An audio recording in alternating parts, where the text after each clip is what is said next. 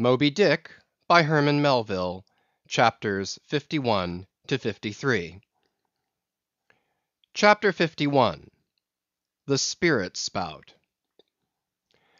Days, weeks passed, and under easy sail the ivory Pequod had slowly swept across four several cruising grounds, that off the Azores, off the Cape de Verdes, on the Plate, so called, being off the mouth of the Rio de la Plata, and the Carroll Ground, an unstaked watery locality southerly from St. Helena. It was while gliding through these latter waters that one serene and moonlight night, when all the waves rolled by like scrolls of silver, and by their soft suffusing seethings made what seemed a silvery silence, not a solitude. On such a silent night a silvery jet was seen far in advance of the white bubbles at the bow. Lit up by the moon, it looked celestial, seemed some plumed and glittering god uprising from the sea. Fedallah first descried this jet. For of these moonlight nights it was his wont to mount to the main mast-head and stand a look-out there, with the same precision as if it had been day. And yet, though herds of whales were seen by night, not one whaleman in 100 would venture a lowering for them. You may think with what emotions, then, the seamen beheld this old Oriental perched aloft at such unusual hours, his turban and the moon companions in one sky.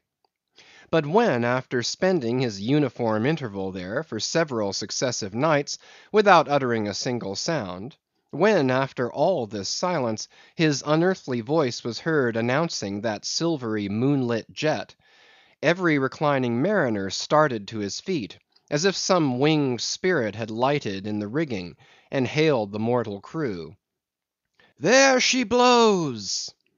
Had the trump of judgment blown, they could not have quivered more; yet still they felt no terror, rather pleasure; for though it was a most unwonted hour, yet so impressive was the cry, and so deliriously exciting, that almost every soul on board instinctively desired a lowering.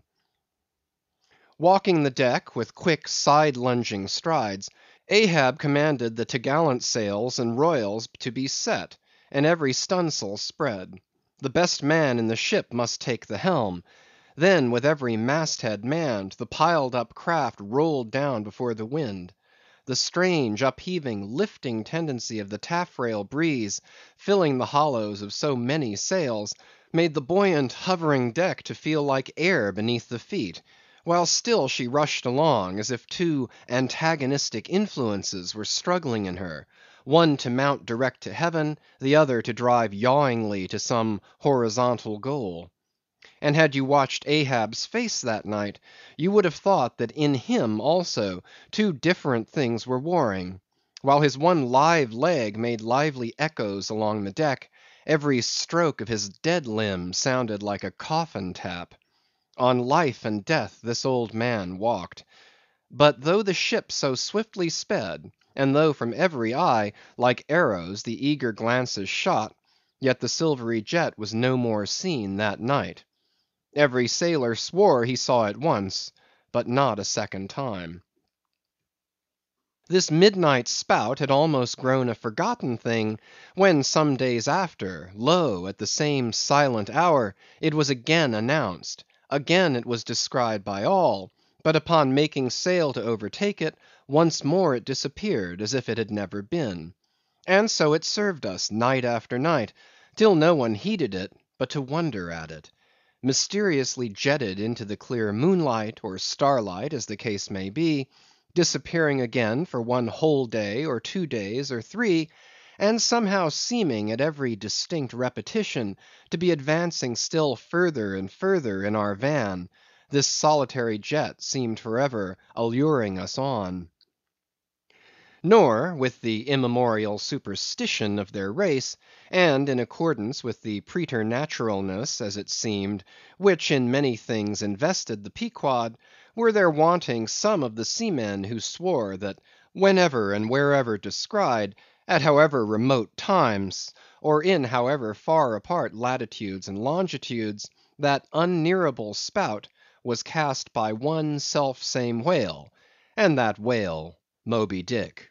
For a time there reigned, too, a sense of peculiar dread at this flitting apparition, as if it were treacherously beckoning us on and on, in order that the monster might turn round upon us, and rend us at last in the remotest and most savage seas. These temporary apprehensions, so vague but so awful, derived a wondrous potency from the contrasting serenity of the weather, in which, beneath all its blue blandness, some thought there lurked a devilish charm, as for days and days we voyaged along, through seas so wearily, lonesomely mild, that all space, in repugnance to our vengeful errand, seemed vacating itself of life before our urn-like prow.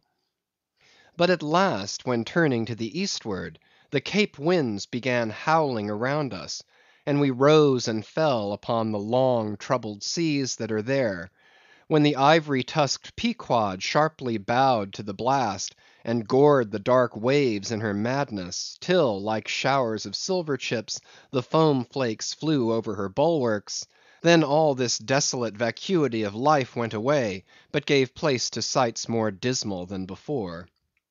Close to our bows, strange forms in the water darted hither and thither before us, while thick in our rear view flew the inscrutable sea ravens; and every morning, perched on our stays, rows of these birds were seen, and, spite of our hootings, for a long time obstinately clung to the hemp, as though they deemed our ship some drifting, uninhabited craft, a thing appointed to desolation, and therefore fit roosting place for their homeless selves. And heaved, still unrestingly heaved the black sea, as if its vast tides were a conscience, and the great mundane soul were in anguish and remorse for the long sin and suffering it had bred. Cape of Good Hope, do they call ye? Rather Cape Tormentoso, as called of yore; for long allured by the perfidious silences that before had attended us, we found ourselves launched into this tormented sea, where guilty beings transformed into those fowls and these fish, seem condemned to swim on everlastingly, without any haven in store, or beat that black air without any horizon.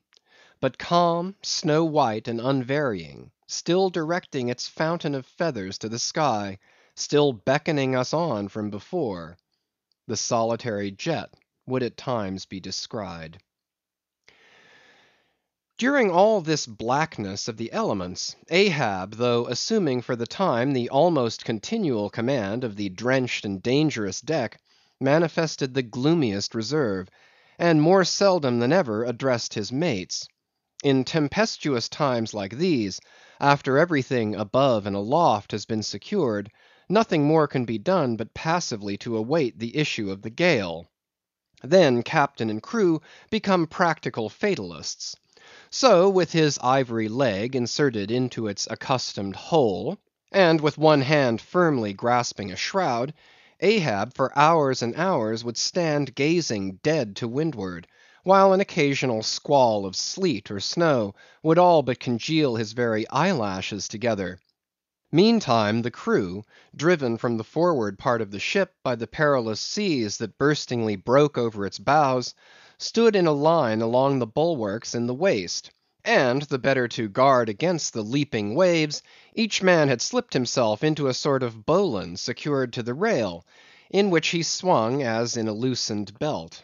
Few or no words were spoken, and the silent ship, as if manned by painted sailors in wax, day after day, tore on through all the swift madness and gladness of the demoniac waves. By night, the same muteness of humanity before the shrieks of the ocean prevailed. Still in silence the men swung from the bowlines; still wordless Ahab stood up to the blast. Even when wearied nature seemed demanding repose, he would not seek that repose in his hammock. Never could Starbuck forget the old man's aspect, when one night, going down into the cabin to mark how the barometer stood, he saw him with closed eyes sitting straight in his floor-screwed chair, the rain and half-melted sleet of the storm from which he had some time before emerged, still slowly dripping from the unremoved hat and coat. On the table beside him lay unrolled one of those charts of tides and currents which have previously been spoken of. His lantern swung from his tightly clenched hand. Though the body was erect, the head was thrown back, so that the closed eyes were pointed towards the needle of the tell-tale that swung from a beam in the ceiling.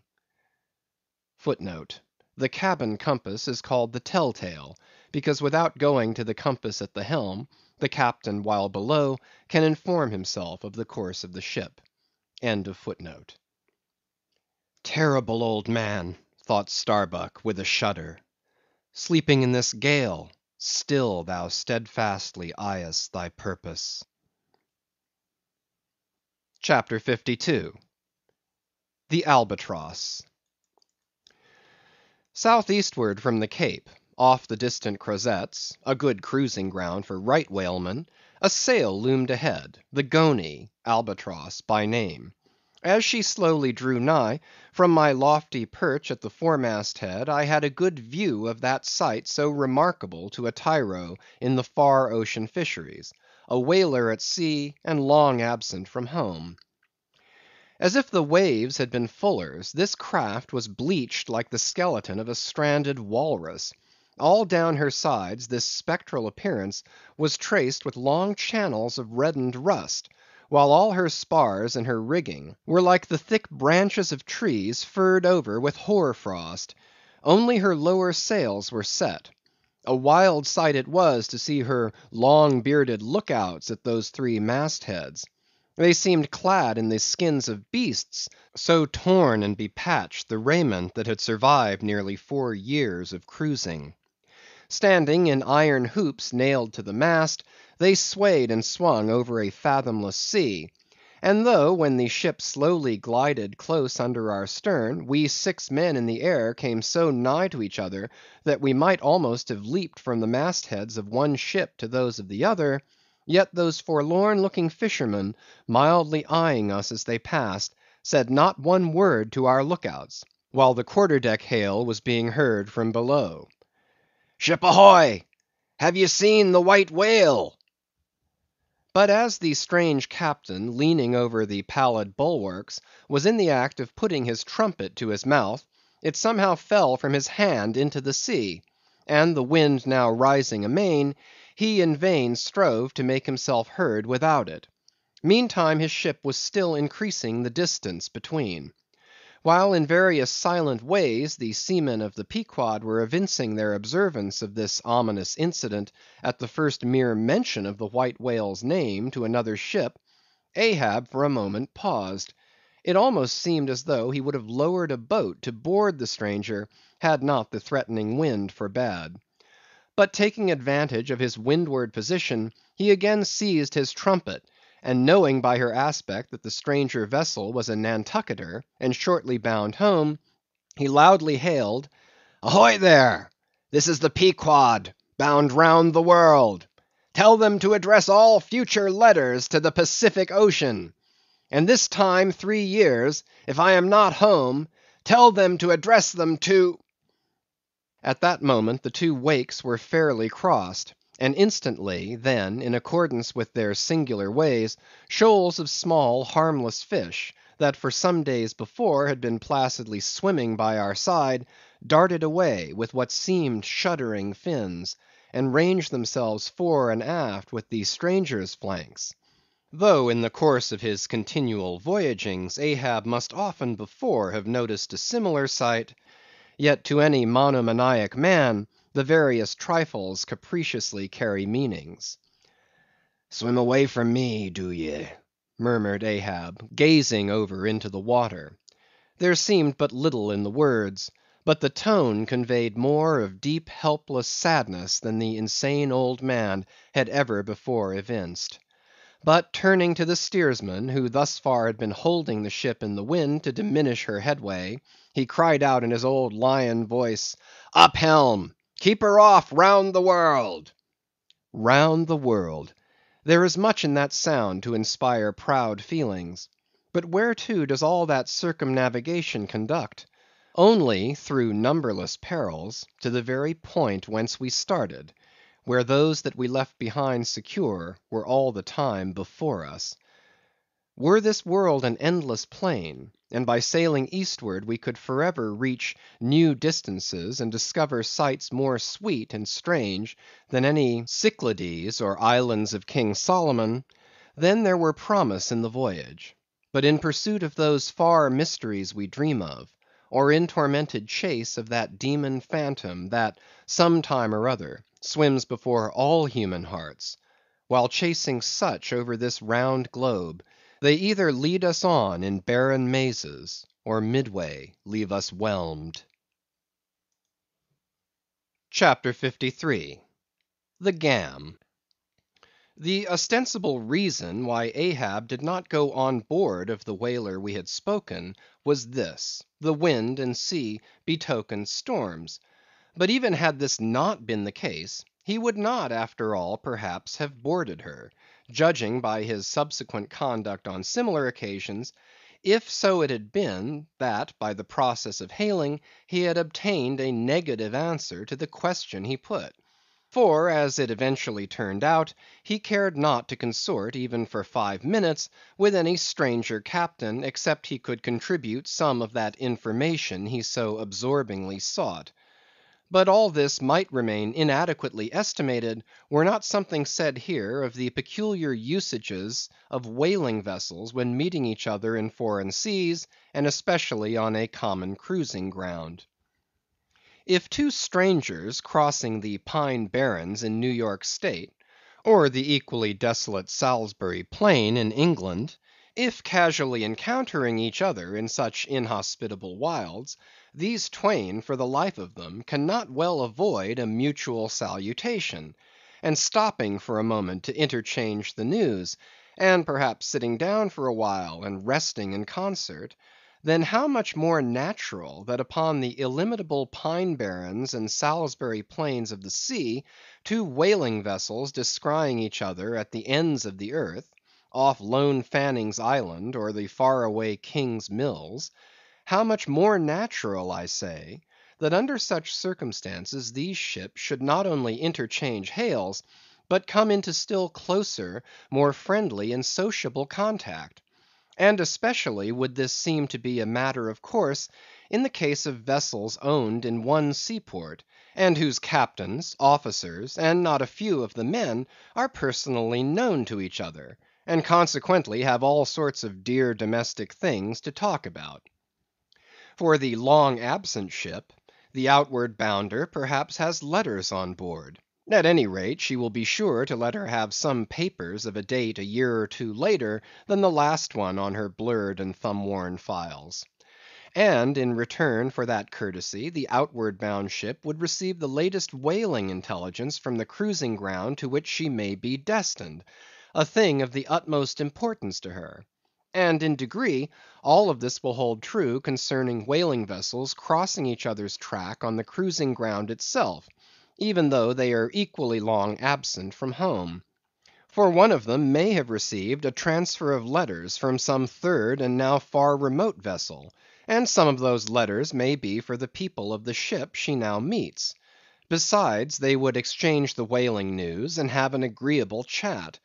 For not only would they meet with all the sympathies of sailors, but likewise with all the peculiar congenialities arising from a common pursuit, and mutually shared privations and perils. Nor would difference of country make any very essential difference; that is, so long as both parties speak one language, as is the case with Americans and English; though to be sure, from the small number of English whalers, such meetings do not very often occur, and when they do occur, there is too apt to be a sort of shyness between them; for your Englishman is rather reserved, and your Yankee, he does not fancy that sort of thing in anybody but himself.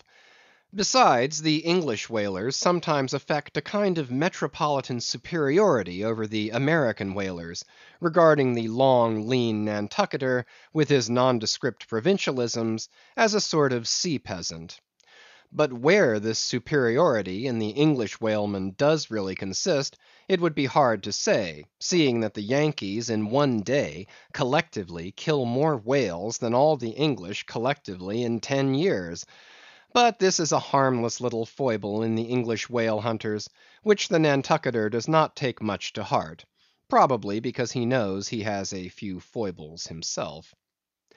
So then, we see that of all ships separately sailing the sea, the whalers have most reason to be sociable, and they are so.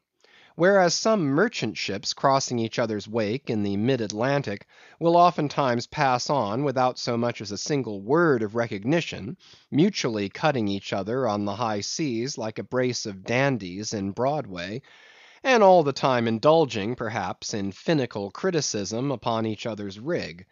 As for men of war, when they chance to meet at sea, they first go through such a string of silly bowings and scrapings, such a ducking of ensigns, that there does not seem to be much right down hearty good will and brotherly love about it at all. As touching slave ships meeting, why they are in such a prodigious hurry, they run away from each other as soon as possible. And as for pirates, when they chance to cross each other's crossbones, the first hail is, "How many skulls?" the same way that whalers hail, "How many barrels?" And that question once answered, pirates straightway steer apart, for they are infernal villains on both sides, and don't like to see overmuch of each other's villainous likenesses. But look at the godly, honest, unostentatious, hospitable, sociable, free and easy whaler. What does the whaler do when she meets another whaler in any sort of decent weather? She has a gam, a thing so utterly unknown to all other ships, that they never heard of the name even; and if by chance they should hear of it, they only grin at it, and repeat gamesome stuff about spouters and blubber boilers, and such like pretty exclamations. Why it is that all merchant seamen, and also all pirates and man of war's men, and slave ship sailors, cherish such a scornful feeling towards whale ships, this is a question it would be hard to answer. Because in the case of pirates, say, I should like to know whether that profession of theirs has any particular glory about it. It sometimes ends in uncommon elevation, indeed, but only at the gallows. And besides, when a man is elevated in that odd fashion, he has no proper foundation for his superior altitude. Hence I conclude, that in boasting himself to be high lifted above a whaleman, in that assertion the pirate has no solid basis to stand on. But what is a gam? You might wear out your index finger running up and down the columns of dictionaries and never find the word. Dr. Johnson never attained to that erudition; Noah Webster's ark does not hold it.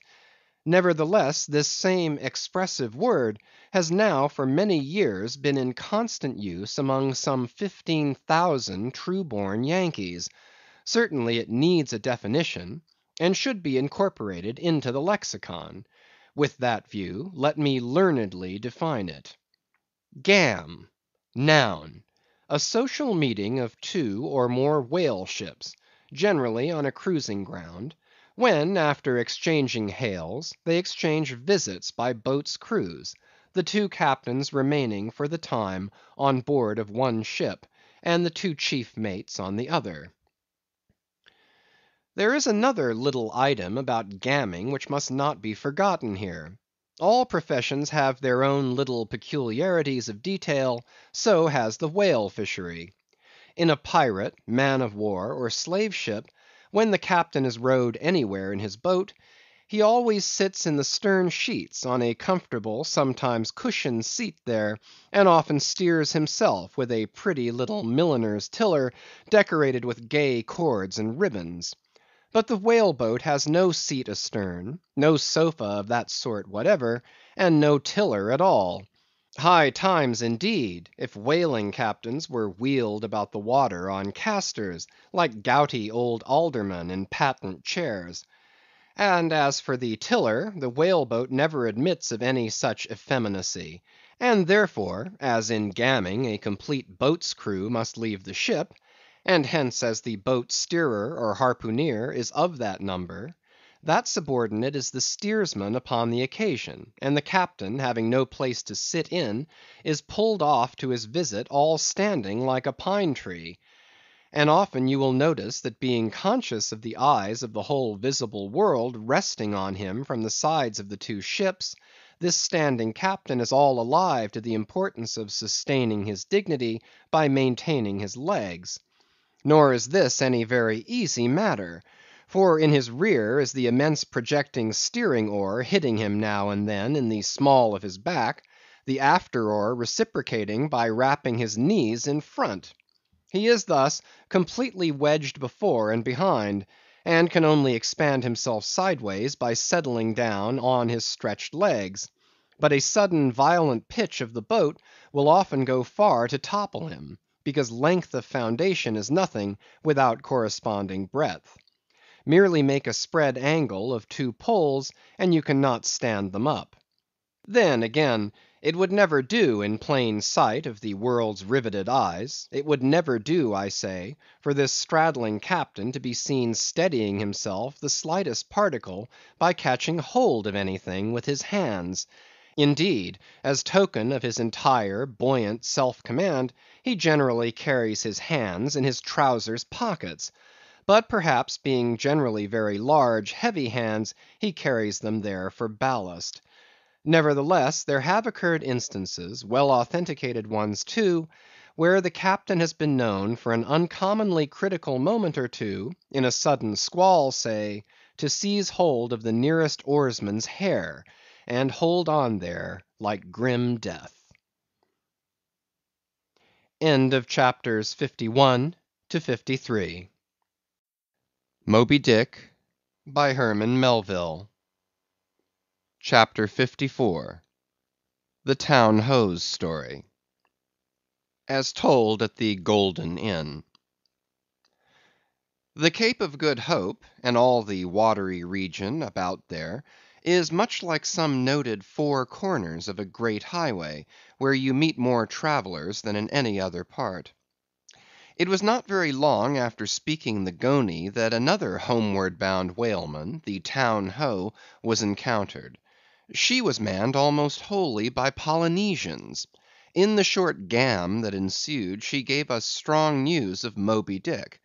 To some, the general interest in the white whale was now wildly heightened by a circumstance of the Town Ho's story, which seemed obscurely to involve with the whale a certain wondrous inverted visitation of one of those so‐called judgments of God which are at times said to overtake some men. This latter circumstance, with its own particular accompaniments, forming what may be called the secret part of the tragedy about to be narrated, never reached the ears of Captain Ahab or his mates; for that secret part of the story was unknown to the captain of the Town Ho himself. It was the private property of three confederate white seamen of that ship, one of whom, it seems, communicated it to Tashtego with Romish injunctions of secrecy; but the following night Tashtego rambled in his sleep, and revealed so much of it in that way, that when he was wakened he could not well withhold the rest. Nevertheless, so potent an influence did this thing have on those seamen in the Pequod who came to the full knowledge of it, and by such a strange delicacy, to call it so, were they governed in this matter, that they kept the secret among themselves so that it never transpired abaft the Pequod's mainmast. Interweaving in its proper place this darker thread with the story as publicly narrated on the ship, the whole of this strange affair I now proceed to put on lasting record. Footnote: Town Ho. The ancient whale cry upon first sighting a whale from the masthead, still used by whalemen in hunting the famous Galapagos terrapin. End of footnote. For my humor's sake, I shall preserve the style in which I once narrated it at Lima, to a lounging circle of my Spanish friends, one Saint's Eve, smoking upon the thick gilt, tiled piazza of the Golden Inn. Of those fine cavaliers, the young Dons Pedro and Sebastian were on closer terms with me, and hence the interluding questions they occasionally put, and which are duly answered at the time.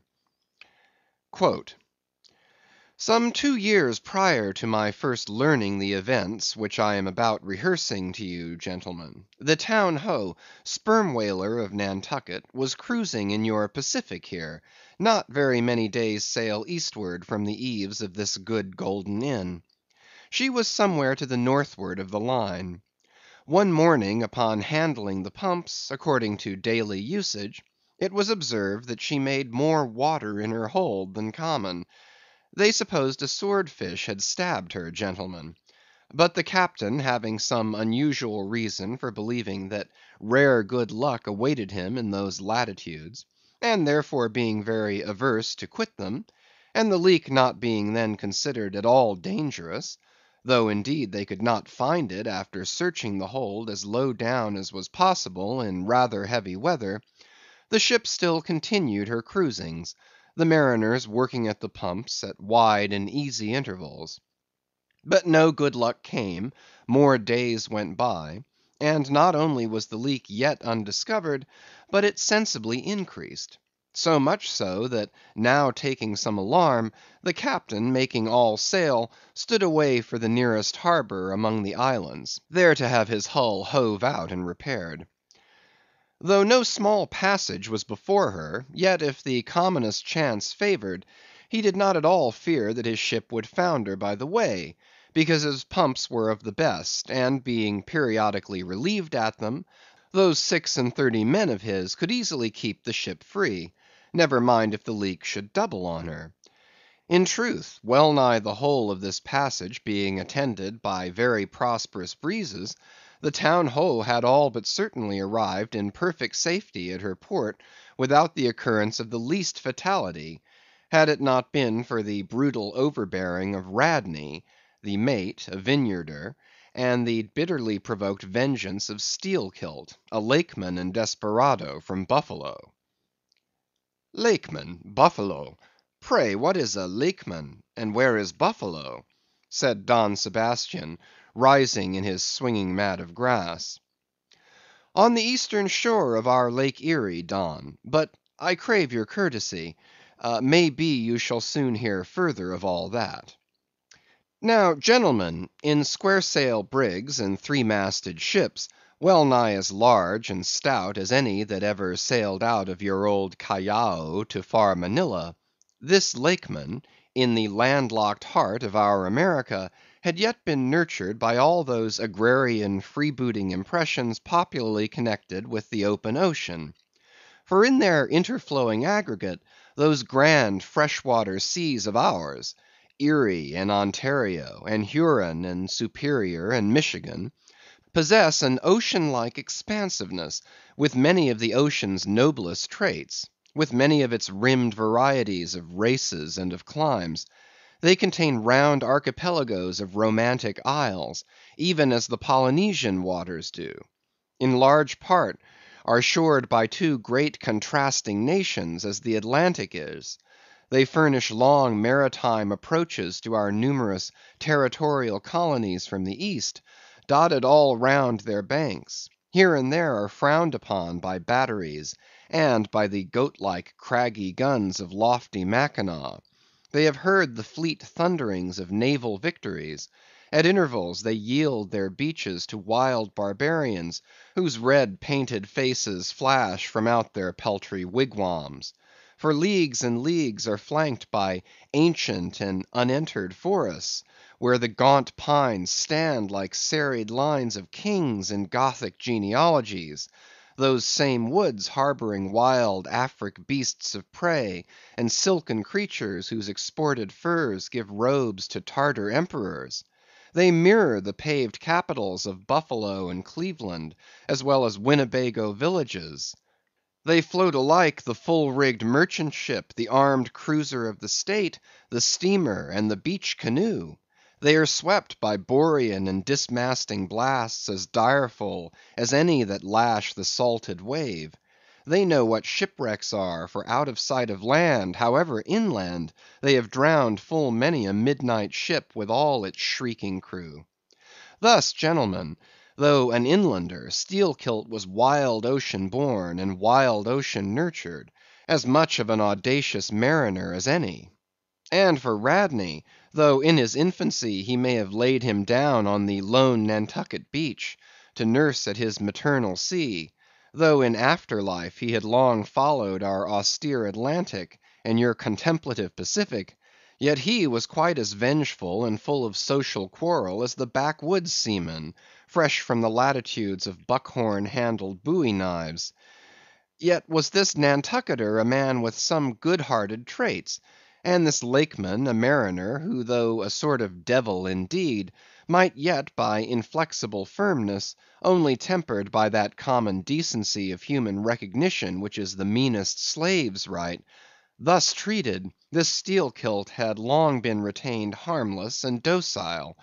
At all events, he had proved so thus far; but Radney was doomed and made mad, and Steelkilt—but, gentlemen, you shall hear.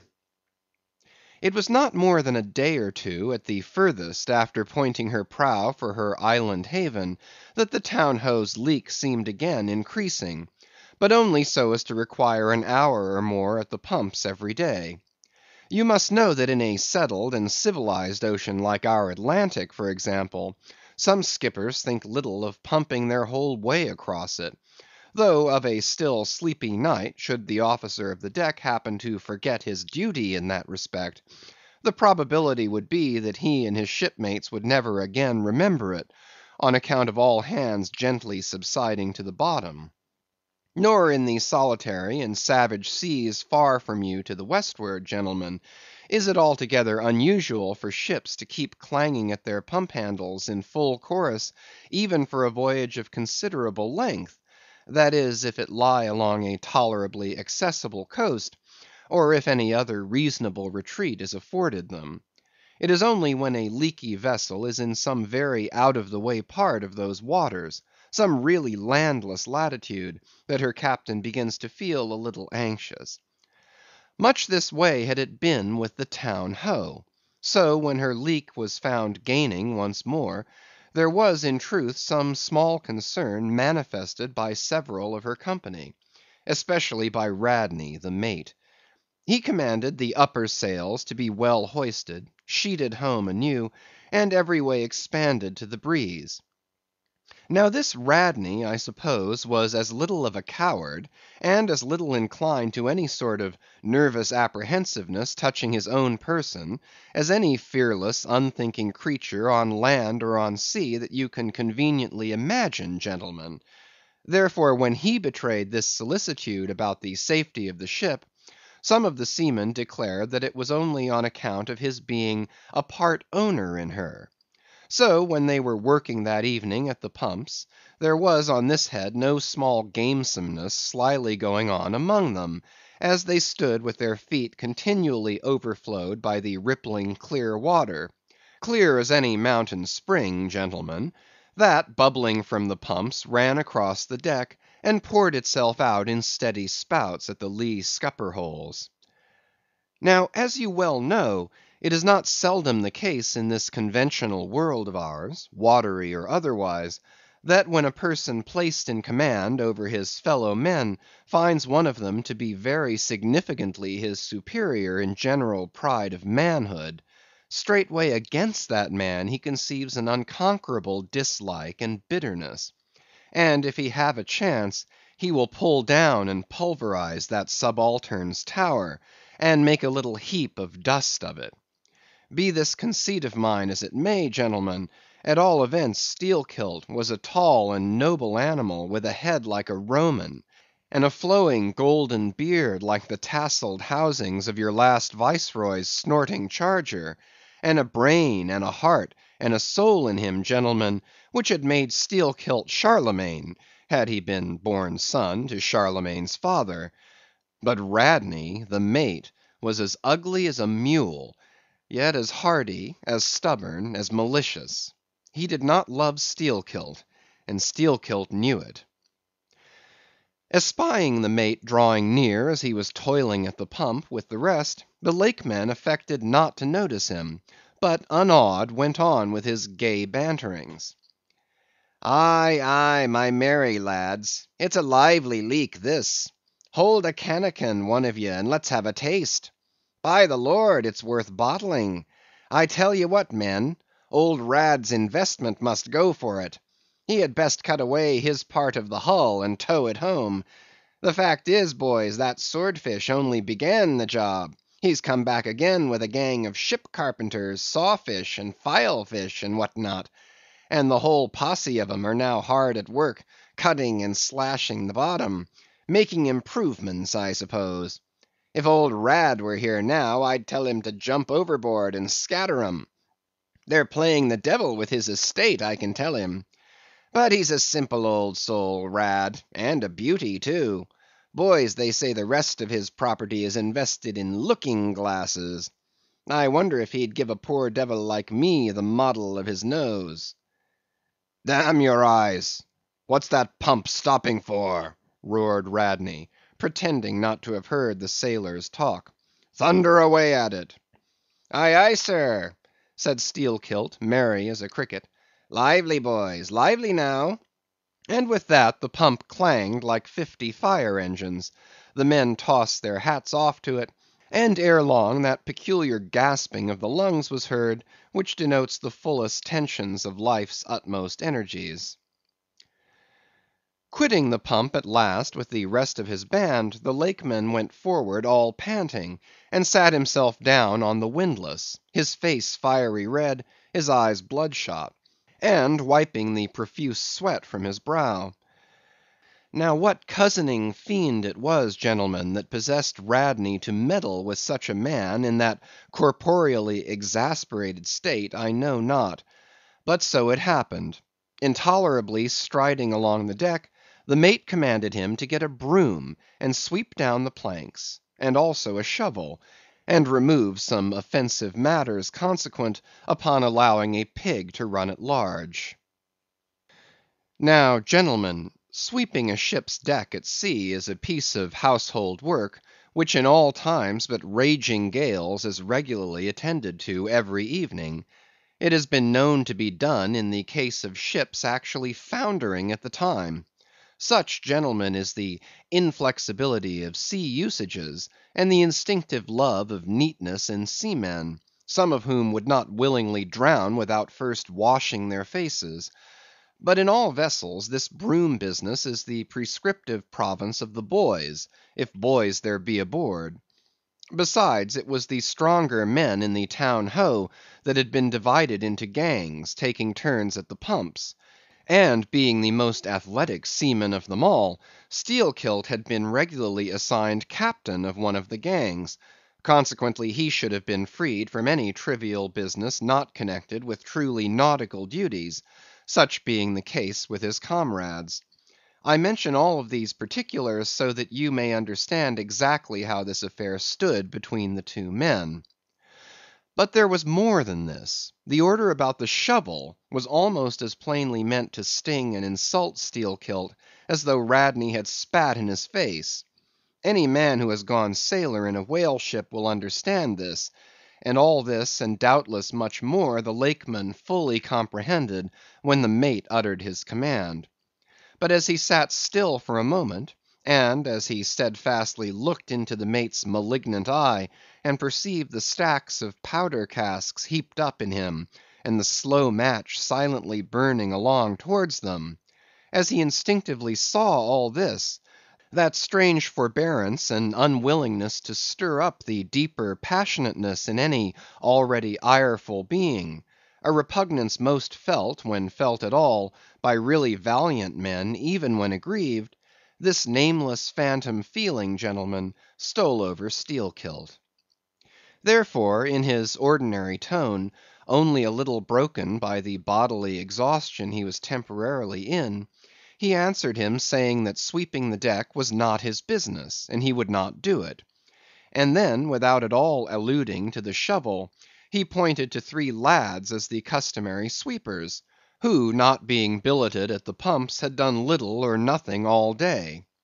To this Radney replied with an oath, in a most domineering and outrageous manner, unconditionally reiterating his command, meanwhile advancing upon the still seated Lakeman with an uplifted Cooper's Club hammer, which he had snatched from a cask near by. Heated and irritated as he was by his spasmodic toil at the pumps, for all his first nameless feeling of forbearance, the sweating Steelkilt could but ill brook this bearing in the mate. But somehow still smothering the conflagration within him, without speaking he remained doggedly rooted to his seat, till at last the incensed Radney shook the hammer within a few inches of his face, furiously commanding him to do his bidding. Steelkilt rose, and slowly retreating round the windlass, steadily followed by the mate with his menacing hammer, deliberately repeated his intention not to obey. Seeing, however, that his forbearance had not the slightest effect, by an awful and unspeakable intimation with his twisted hand, he warned off the foolish and infatuated man. But it was to no purpose; and in this way the two went once slowly round the windlass, when resolved at last no longer to retreat, bethinking him that he had now forborne as much as comported with his humor, the Lakeman paused on the hatches, and thus spoke to the officer: "Mr. Radney, I will not obey you. Take that hammer away, or look to yourself." But the predestinated mate coming still closer to him, where the Lakeman stood fixed, now shook the heavy hammer within an inch of his teeth, meanwhile repeating a string of insufferable maledictions, retreating not the thousandth part of an inch, stabbing him in the eye with the unflinching poniard of his glance. Steelkilt, clenching his right hand behind him, and creepingly drawing it back, told his persecutor that if the hammer but grazed his cheek, he, Steelkilt, would murder him. But, gentlemen, the fool had been branded for the slaughter by the gods. Immediately the hammer touched his cheek, the next instant the lower jaw of the mate was stove in his head; he fell on the hatch, spouting blood like a whale. Ere the cry could go aft, Steelkilt was shaking one of the backstays leading far aloft, to where two of his comrades were standing their mastheads. They were both Canallers. "Canallers!" cried Don Pedro. "We have seen many whale ships in our harbors, but never heard of your Canallers. Pardon, who and what are they?" "Canallers, Don, are the boatmen belonging to our grand Erie Canal. You must have heard of it." "Nay, Senor. Hereabouts in this dull, warm, most lazy and hereditary land, we know but little of your vigorous North." "Aye? Well then, Don, refill my cup. Your chicha's very fine, and ere proceeding further, I will tell you what our Canallers are, for such information may throw sidelight upon my story. For 360 miles, gentlemen, through the entire breadth of the State of New York, through numerous populous cities and most thriving villages, through long, dismal, uninhabited swamps, and affluent cultivated fields, unrivalled for fertility, by billiard room and bar room, through the holy of holies of great forests, on Roman arches over Indian rivers, through sun and shade, by happy hearts or broken, through all the wide contrasting scenery of those noble Mohawk counties, and especially by rows of snow-white chapels, whose spires stand almost like milestones, flows one continual stream of Venetianly corrupt and often lawless life. There's your true Ashantee, gentlemen; there howl your pagans, where you ever find them, next door to you, under the long flung shadow and the snug patronizing lee of churches.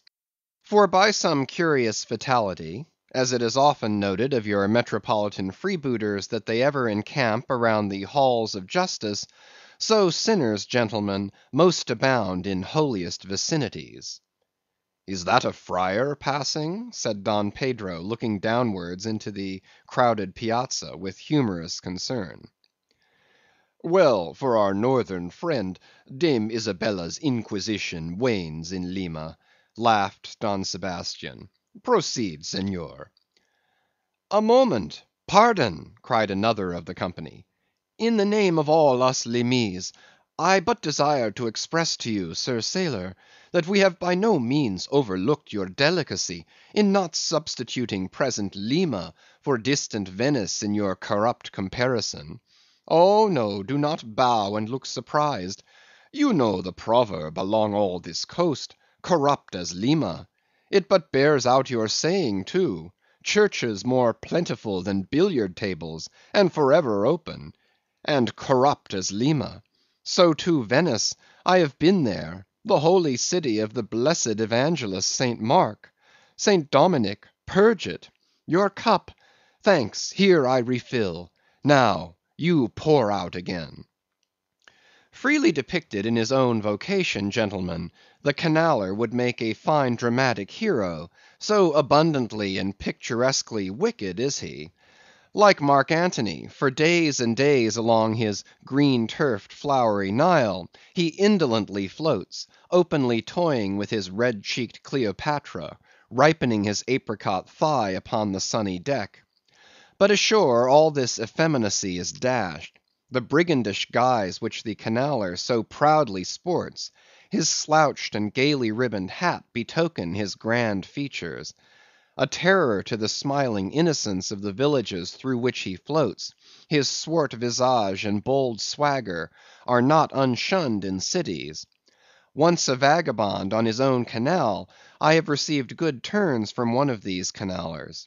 I thanked him heartily, would fain not be ungrateful, but it is often one of the prime redeeming qualities of your man of violence, that at times he is as stiff an arm to back a poor stranger in a strait as to plunder a wealthy one. In sum, gentlemen, what the wildness of this canal life is emphatically evinced by this, that our wild whale fishery contains so many of its most finished graduates, and that scarce any race of mankind, except Sydney men, are so much distrusted by our whaling captains. Nor does it at all diminish the curiousness of this matter, that to many thousands of our rural boys and young men born along its line, the probationary life of the Grand Canal furnishes the sole transition between quietly reaping in a Christian cornfield and recklessly ploughing the waters of the most barbaric seas. I see, impetuously exclaimed Don Pedro, spilling his chicha upon his silvery ruffles. No need to travel. The world's one Lima. I had thought now that at your temperate north the generations were cold and holy as the hills. But the story. I left off, gentlemen, where the Lakeman shook the backstay. Hardly had he done so, when he was surrounded by the 3 junior mates and the 4 harpooneers, who all crowded him to the deck. But sliding down the ropes like baleful comets, the 2 Canallers rushed into the uproar, and sought to drag their man out of it toward the forecastle. Others of the sailors joined with them in this attempt, and a twisted turmoil ensued. While standing out of harm's way, the valiant captain danced up and down with a whale pike, calling upon his officers to manhandle that atrocious scoundrel, and smoke him along to the quarter-deck. At intervals he ran close up to the revolving border of the confusion, and prying into the heart of it with his pike, sought to prick out the object of his resentment. But Steelkilt and his desperadoes were too much for them all. They succeeded in gaining the forecastle deck, where, hastily slewing about 3 or 4 large casks in a line with the windlass, these sea Parisians entrenched themselves behind the barricade. "Come out of that, ye pirates!" roared the captain, now menacing them with a pistol in each hand, just brought to him by the steward. "Come out of that, ye cutthroats!" Steelkilt leaped on the barricade, and striding up and down there, defied the worst the pistols could do, but gave the captain to understand distinctly that his, Steelkilt's death, would be the signal for a murderous mutiny on the part of all hands. Fearing in his heart lest this might prove but too true, the captain a little desisted, but still commanded the insurgents instantly to return to their duty. "Will ye promise not to touch us if we do?" demanded their ringleader. "Turn to! Turn to! I make no promise. To your duty! Do you want to sink the ship by knocking off at a time like this? turn to!" and he once more raised a pistol. "Sink the ship!" cried Steelkilt. "Aye, let her sink. Not a man of us turns to, unless ye swear not to raise a rope yarn against us. What say ye, men?" turning to his comrades. A fierce cheer was their response. The Lakeman now patrolled the barricade, all the while keeping his eye on the captain, and jerking out such sentences as these: "It's not our fault; we didn't want it. I told him to take his hammer away. It was boy's business. He might have known me before this. I told him not to prick the buffalo.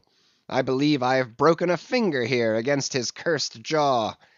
Ain't those mincing knives down the forecastle there, men? Look to those handspikes, my hearties. Captain, by God, look to yourself. Say the word, and don't be a fool. Forget it all. We are ready to turn to. Treat us decently, and we're your men, but we won't be flogged. Turn to! I make no promises. Turn to, I say." "Look ye now," cried the Lakeman, flinging out his arms towards him. "There are a few of us here, and I am one of them, who have shipped for the cruise, d'ye see. Now, as you well know, sir, we can claim our discharge as soon as the anchor is down. So we don't want a row. It's not our interest. We want to be peaceable. We are ready to work, but we won't be flogged." "Turn to!" roared the captain. Steelkilt glanced round him a moment, and then said, "I tell you what it is now, captain. Rather than kill you and be hung for such a shabby rascal, we won't lift a hand against you unless ye attack us. But till ye say the word about not flogging us, we don't do a hand's turn. Down into the forecastle then. Down with ye. I'll keep ye there till ye're sick of it. Down ye go." "Shall we?" cried the ringleader to his men. Most of them were against it, but at length, in obedience to Steelkilt, they preceded him down into their dark den, growlingly disappearing like bears into a cave. As the Lakeman's bare head was just level with the planks, the captain and his posse leaped the barricade, and rapidly drawing over the slide of the scuttle, planted their group of hands upon it, and loudly called for the steward to bring the heavy brass padlock belonging to the companionway. Then opening the slide a little, the captain whispered something down the crack, closed it, and turned the key upon them, 10 in number, leaving on deck some 20 or more, who thus far had remained neutral. All night a wide awake watch was kept by all the officers, forward and aft, especially about the forecastle scuttle and fore hatchway, at which last place was feared the insurgents might emerge, after breaking through the bulkhead below.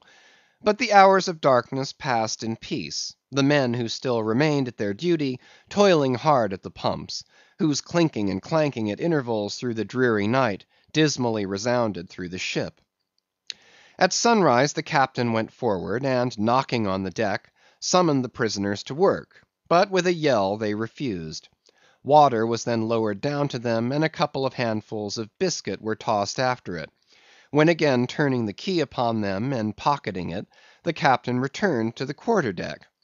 Twice every day for 3 days this was repeated, but on the 4th morning a confused wrangling, and then a scuffling was heard, as the customary summons was delivered, and suddenly 4 men burst up from the forecastle, saying they were ready to turn to. The fetid closeness of the air, and a famishing diet, united perhaps to some fears of ultimate retribution, had constrained them to surrender at discretion. Emboldened by this, the captain reiterated his demand to the rest, but Steelkilt shouted to him a terrific hint to stop his babbling and betake himself where he belonged. On the 5th morning, 3 others of the mutineers bolted up into the air from the desperate arms below that sought to restrain them. Only 3 were left. "Better turn to now?" said the captain with a heartless jeer.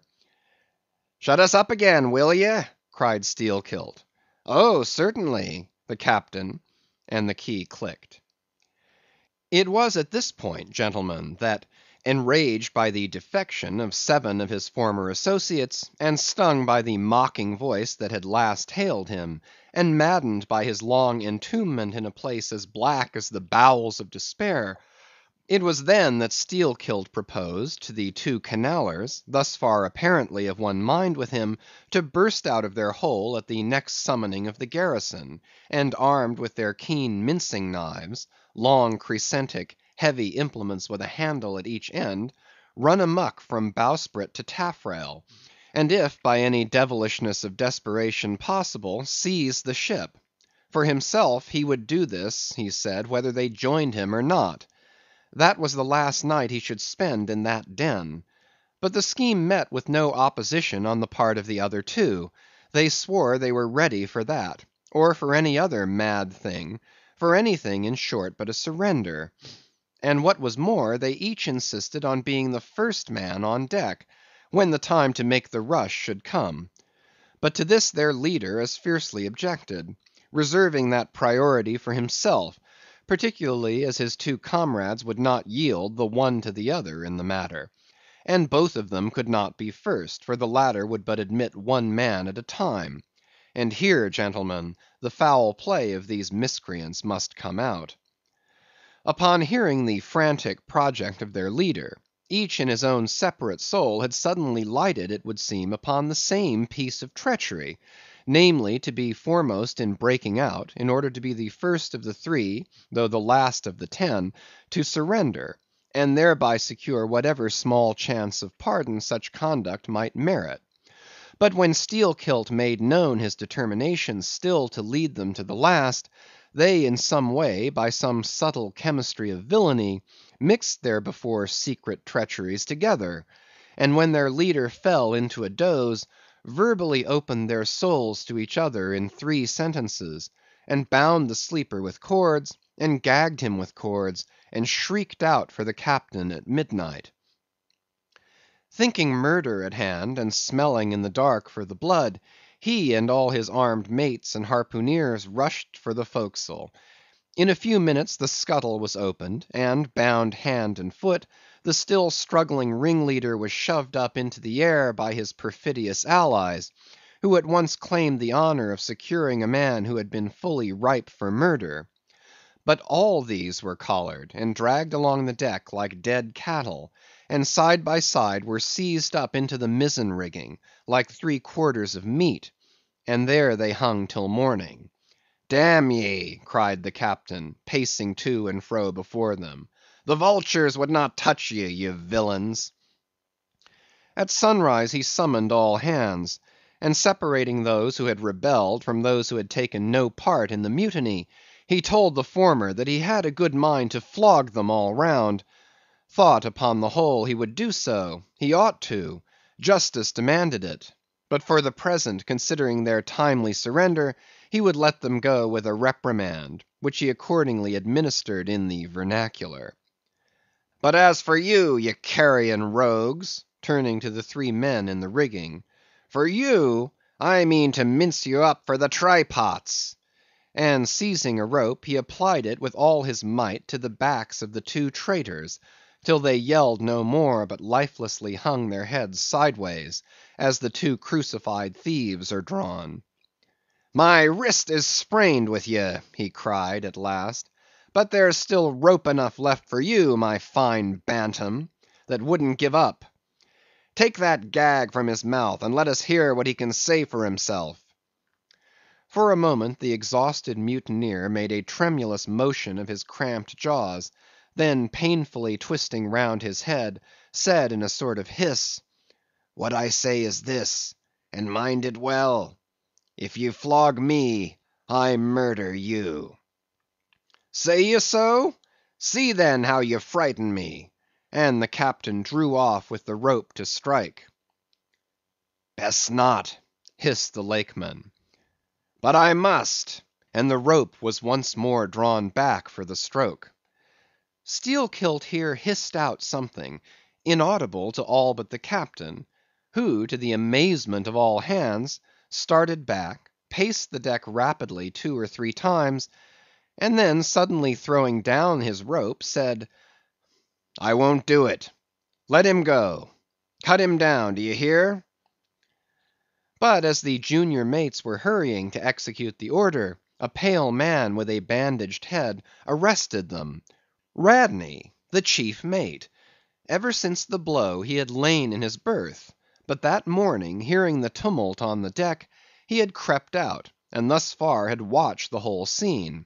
Such was the state of his mouth that he could hardly speak, but mumbling something about his being willing and able to do what the captain dared not attempt, he snatched the rope and advanced to his pinioned foe. "You are a coward," hissed the Lakeman. "So I am, but take that." The mate was in the very act of striking, when another hiss stayed his uplifted arm. He paused, and then pausing no more, made good his words, spite of Steelkilt's threat, whatever that might have been. The three men were then cut down, all hands were turned to, and sullenly worked by the moody seamen, the iron pumps clanged as before. Just after dark that day, when one watch had retired below, a clamor was heard in the forecastle, and the two trembling traitors running up besieged the cabin door, saying they durst not consort with the crew. Entreaties, cuffs, and kicks could not drive them back, so at their own instance they were put down in the ship's run for salvation. Still no sign of mutiny reappeared among the rest. On the contrary, it seemed that mainly at Steelkilt's instigation they had resolved to maintain the strictest peacefulness, obey all orders to the last, and when the ship reached port, desert her in a body.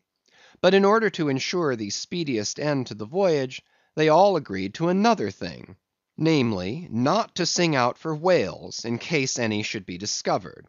For spite of her leak, and spite of all her other perils, the Town Ho still maintained her mastheads, and her captain was just as willing to lower for a fish at that moment, as on the day his craft first struck the cruising ground; and Radney, the mate, was quite as ready to change his berth for a boat, and with his bandaged mouth seek to gag in death the vital jaw of the whale. But though the Lakeman had induced the seamen to adopt this sort of passiveness in their conduct, he kept his own counsel, at least till all was over, concerning his own proper and private revenge upon the man who had stung him in the ventricles of his heart.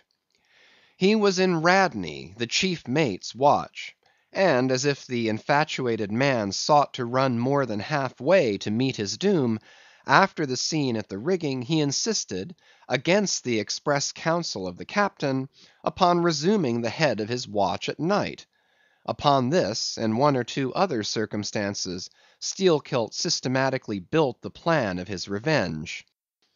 During the night Radney had an unseamanlike way of sitting on the bulwarks of the quarter deck, and leaning his arm upon the gunwale of the boat which was hoisted up there, a little above the ship's side.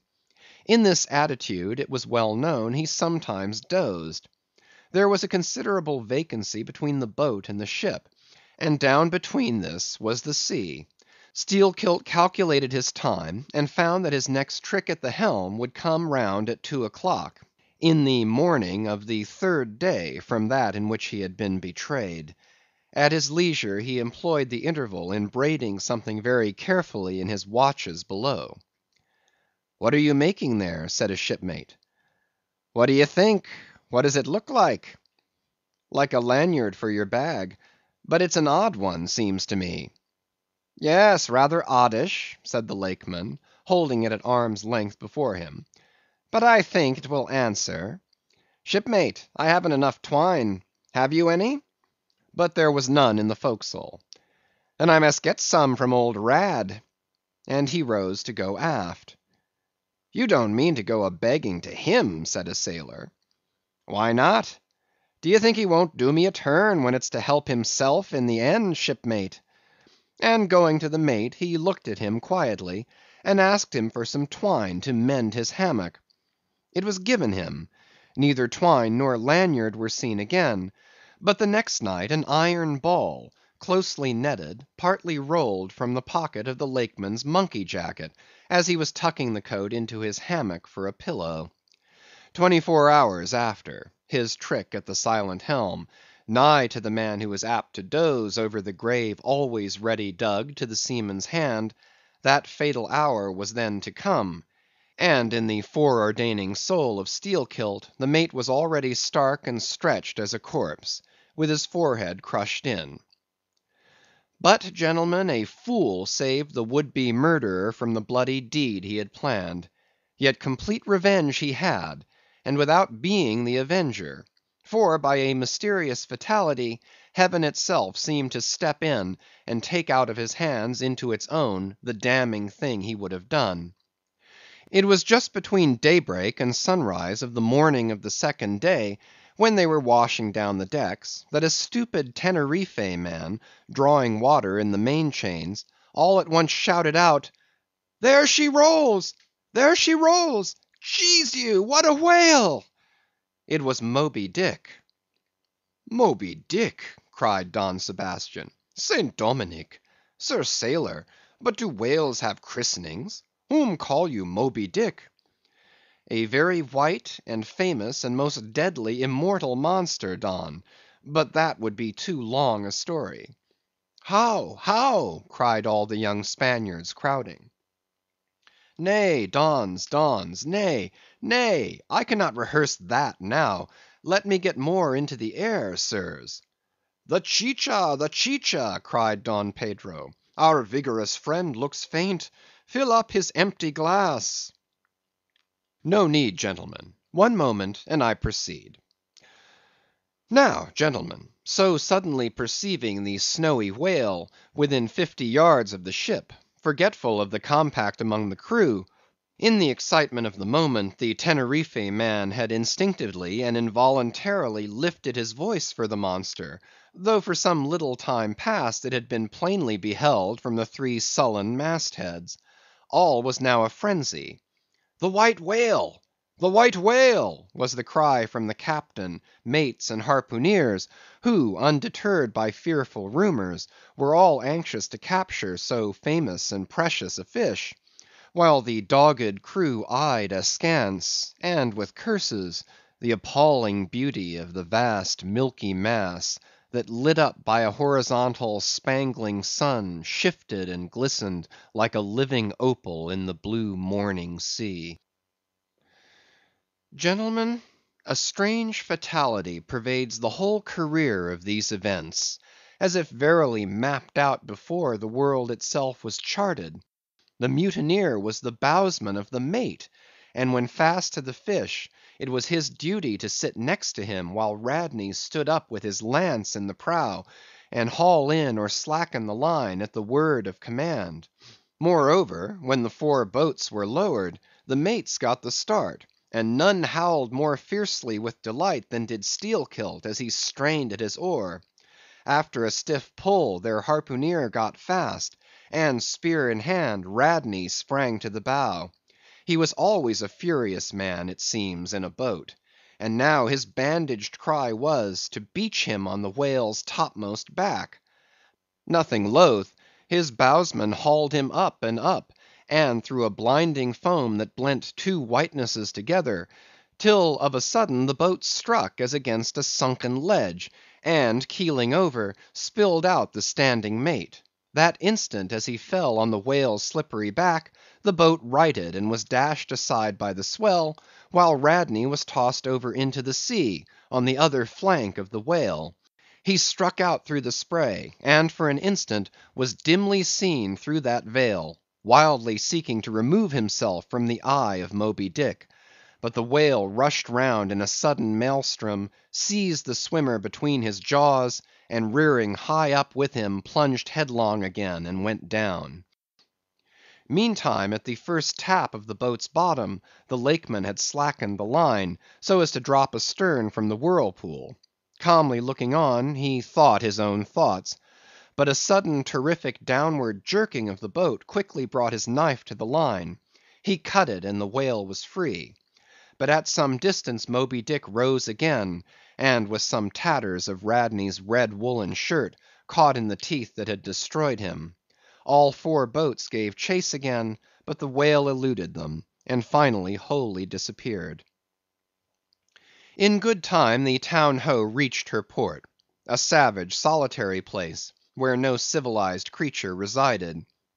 There, headed by the Lakeman, all but 5 or 6 of the foremastmen deliberately deserted among the palms, and eventually, as it turned out, seizing a large double war canoe of the savages, and setting sail for some other harbor.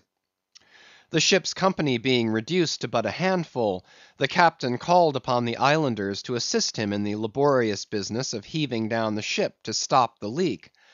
But to such unresting vigilance over their dangerous allies was this small band of whites necessitated, both by day and by night, and so extreme was the hard work they underwent, that upon the vessel being ready again for the sea, they were in such a weakened condition that the captain durst not put off with them in so heavy a vessel.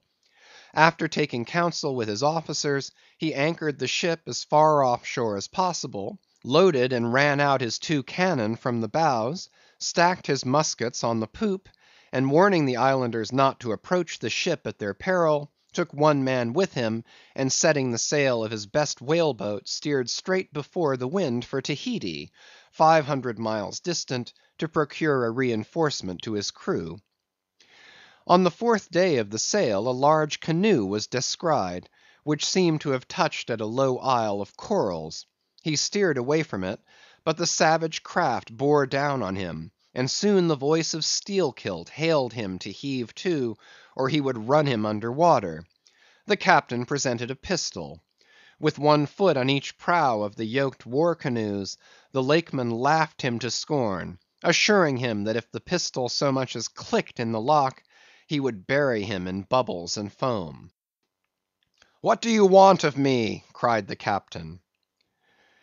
"Where are you bound, and for what are you bound?" demanded Steelkilt. "No lies." "I am bound to Tahiti for more men." "Very good. Let me board you a moment. I come in peace." With that he leaped from the canoe, swam to the boat, and climbing the gunwale, stood face to face with the captain. "Cross your arms, sir. Throw back your head. Now repeat after me. As soon as Steelkilt leaves me, I swear to beach this boat on yonder island, and remain there 6 days. If I do not, may lightning strike me." "A pretty scholar," laughed the Lakeman. "Adios, Senor," and leaping into the sea, he swam back to his comrades. Watching the boat till it was fairly beached, and drawn up to the roots of the cocoa trees, Steelkilt made sail again, and in due time arrived at Tahiti, his own place of destination. There luck befriended him; 2 ships were about to sail for France, and were providentially in want of precisely that number of men which the sailor headed. They embarked, and so forever got the start of their former captain, had he been at all minded to work them legal retribution. Some 10 days after the French ships sailed, the whale boat arrived, and the captain was forced to enlist some of the more civilized Tahitians, who had been somewhat used to the sea. Chartering a small native schooner, he returned with them to his vessel, and finding all right there, again resumed his cruisings.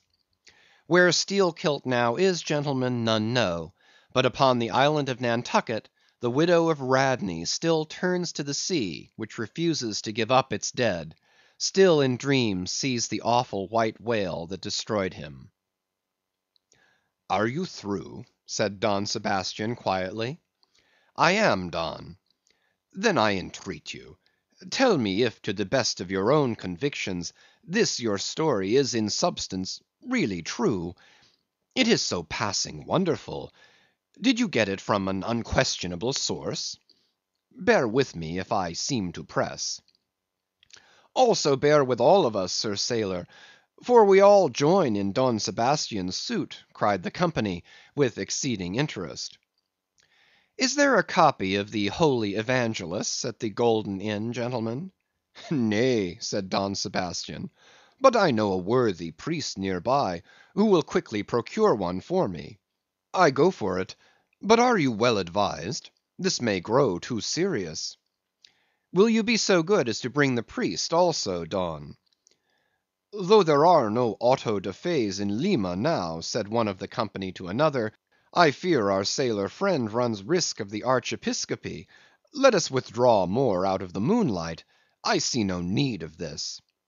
Excuse me for running after you, Don Sebastian, but may I also beg that you will be particular in procuring the largest sized evangelists you can. This is the priest, and he brings you the evangelists, said Don Sebastian gravely, returning with a tall and solemn figure. Let me remove my hat. Now, venerable priest, further into the light, and hold the holy book before me, that I may touch it. So help me heaven, and on my honor, the story I have told you, gentlemen, is in substance and its great items true. I know it to be true. It happened on this ball. I trod the ship. I knew the crew. I have seen and talked with Steelkilt since the death of Radney. End of chapter 54. Moby Dick, by Herman Melville, chapters 55 to 58. Chapter 55. Of the monstrous pictures of whales. I shall ere long paint to you, as well as one can without canvas, something like the true form of the whale as he actually appears to the eye of the whaleman, when in his own absolute body the whale is moored alongside the whale ship, so that he can be fairly stepped upon there. It may be worth while, therefore, previously to advert to those curious imaginary portraits of him, which, even down to the present day, confidently challenge the faith of the landsman. It is time to set the world right in this matter, by proving such pictures of the whale all wrong. It may be that the primal source of all those pictorial delusions will be found among the oldest Hindoo, Egyptian, and Grecian sculptures. For ever since those inventive but unscrupulous times, when, on the marble panellings of temples, the pedestals of statues, and on shields, medallions, cups, and coins, the dolphin was drawn in scales of chain armor like Saladin's, and a helmeted head like St. George's, ever since then has something of the same sort of license prevailed, not only in most popular pictures of the whale, but in many scientific presentations of him. Now, by all odds, the most ancient extant portrait, anyways purporting to be the whale's, is to be found in the famous cavern pagoda of Elephanta in India. The Brahmins maintain that in the almost endless sculptures of that immemorial pagoda, all the trades and pursuits, every conceivable avocation of man, were prefigured ages before any of them actually came into being. No wonder, then, that in some sort our noble profession of whaling should have been there shadowed forth. The Hindoo whale referred to occurs in a separate department of the wall, depicting the incarnation of Vishnu in the form of Leviathan, learnedly known as the Matse Avatar. But though this sculpture is half man and half whale, so as only to give the tail of the latter, yet that small section of him is all wrong. It looks more like the tapering tail of an anaconda than the broad palms of the true whale's majestic flukes. But go to the old galleries, and look now at a great Christian painter's portrait of this fish, for he succeeds no better than the antediluvian Hindoo. It is Guido's picture of Perseus rescuing Andromeda from the sea monster or whale. Where did Guido get the model of such a strange creature as that? Nor does Hogarth, in painting the same scene in his own Perseus Descending, make out one whit better.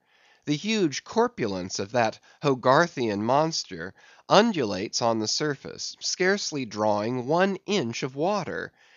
It has a sort of howdah on its back, and its distended, tusked mouth into which the billows are rolling, might be taken for the Traitor's Gate leading from the Thames by water into the Tower. Then there are the Prodromus whales of old Scotch Sibbald, and Jonah's whale as depicted in the prints of old Bibles and the cuts of old primers. What shall be said of these? As for the bookbinder's whale, winding like a vine stalk round the stock of a descending anchor, as stamped and gilded on the backs and title pages of many books, both old and new, that is a very picturesque but purely fabulous creature, imitated, I take it, from like figures on antique vases. Though universally denominated a dolphin, I nevertheless call this bookbinder's fish an attempt at a whale, because it was so intended when the device was first introduced. It was introduced by an old Italian publisher somewhere about the 15th century, during the revival of learning; and in those days, and even down to a comparatively late period, dolphins were popularly supposed to be a species of the Leviathan. In the vignettes and other embellishments of some ancient books, you will at times meet with very curious touches at the whale, where all manner of spouts, jets d'eau, hot springs and cold, Saratoga and Baden Baden, come bubbling up from his unexhausted brain. In the title page of the original edition of the Advancement of Learning, you will find some curious whales. But quitting all these unprofessional attempts, let us glance at those pictures of Leviathan purporting to be sober, scientific delineations, by those who know. In old Harris's collection of voyages, there are some plates of whales extracted from a Dutch book of voyages, A.D. 1671, entitled A Whaling Voyage to Spitzbergen in the ship Jonas and the Whale, Peter Peterson of Friesland, master. In one of those plates, the whales, like great rafts of logs, are represented lying among ice isles, with white bears running over their living backs. In another plate, the prodigious blunder is made of representing the whale with perpendicular flukes. Then again, there is an imposing quarto, written by one Captain Culnet, a post captain in the English navy, entitled A Voyage round Cape Horn into the South Seas, for the purpose of extending the spermaceti whale fisheries. In this book is an outline purporting to be a "picture of a physeter or spermaceti whale, drawn by scale from one killed on the coast of Mexico, August 1793, and hoisted on deck." I doubt not the captain had this veracious picture taken for the benefit of his marines. To mention but one thing about it, let me say that it has an eye which, applied, according to the accompanying scale, to a full grown sperm whale, would make the eye of that whale a bow window some 5 feet long. Ah, my gallant captain, why did ye not give us Jonah looking out of that eye? Nor are the most conscientious compilations of natural history for the benefit of the young and tender free from the same heinousness of mistake. Look at that popular work, Goldsmith's Animated Nature. In the abridged London edition of 1807, there are plates of an alleged whale and a narwhale. I do not wish to seem inelegant, but this unsightly whale looks much like an amputated sow; and as for the narwhale, one glimpse at it is enough to amaze one, that in this 19th century such a hippogriff could be palmed for genuine upon any intelligent public of schoolboys. Then again, in 1825, Bernard Herman, Count de Lacépède, a great naturalist, published a scientific systematized whale book, wherein are several pictures of the different species of the Leviathan. All these are not only incorrect, but the picture of the Mysticetus or Greenland whale, that is to say the right whale, even Scoresby, a long experienced man as touching that species, declares not to have its counterpart in nature. But placing of the cap sheaf to all this blundering business was reserved for the scientific Frederick Cuvier, brother to the famous Baron. In 1836 he published a Natural History of Whales, in which he gives what he calls a picture of the sperm whale. Before showing that picture to any Nantucketer, you had best provide for your summary retreat from Nantucket. In a word, Frederick Cuvier's sperm whale is not a sperm whale, but a squash. Of course he never had the benefit of a whaling voyage; such men seldom have. But whence he derived that picture, who can tell? Perhaps he got it, as his scientific predecessor in the same field, Desmarest, got one of his authentic abortions; that is, from a Chinese drawing. And what sort of lively lads with the pencil those Chinese are, many queer cups and saucers inform us. As for the sign painters' whales seen in the streets hanging over the shops of oil dealers, what shall be said of them? They are generally Richard III. Whales with dromedary humps, and very savage, breakfasting on 3 or 4 sailor tarts, that is, whale boats full of mariners, their deformities floundering in seas of blood and blue paint. But these manifold mistakes in depicting the whale are not so very surprising after all. Consider, most of these scientific drawings have been taken from the stranded fish, and these are about as correct as a drawing of a wrecked ship with broken back would correctly represent the noble animal itself in all its undashed pride of hull and spars. Though elephants have stood for their full lengths, the living Leviathan has never yet fairly floated himself for his portrait.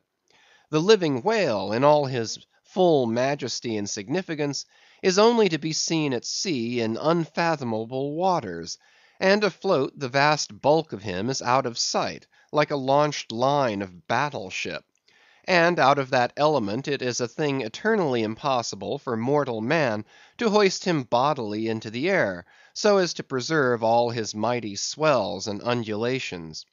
And not to speak of the highly presumable difference of contour between a young sucking whale and a full grown Platonian Leviathan, yet even in the case of one of those young sucking whales hoisted to a ship's deck, such is then the outlandish, eel-like, limbered, varying shape of him, that his precise expression the devil himself could not catch. But it may be fancied that from the naked skeleton of the stranded whale, accurate hints may be derived touching his true form. Not at all. For it is one of the more curious things about this Leviathan, that his skeleton gives very little idea of his general shape; though Jeremy Bentham's skeleton, which hangs for candelabra in the library of one of his executors, correctly conveys the idea of a burly browed utilitarian old gentleman, with all Jeremy's other leading personal characteristics, yet nothing of this kind could be inferred from any Leviathan's articulated bones. In fact, as the great Hunter says, the mere skeleton of the whale bears the same relation to the fully invested and padded animal, as the insect does to the chrysalis that so roundingly envelops it. This peculiarity is strikingly evinced in the head, as in some parts of this book will incidentally be shown. It is also very curiously displayed in the side fin, the bones of which almost exactly answer to the bones of the human hand, minus only the thumb. This fin has 4 regular bone fingers, the index, middle, ring, and little finger; but all these are permanently lodged in their fleshy covering, as the human fingers in an artificial covering. "However recklessly the whale may sometimes serve us," said humorous Stubb one day, "he can never be truly said to handle us without mittens."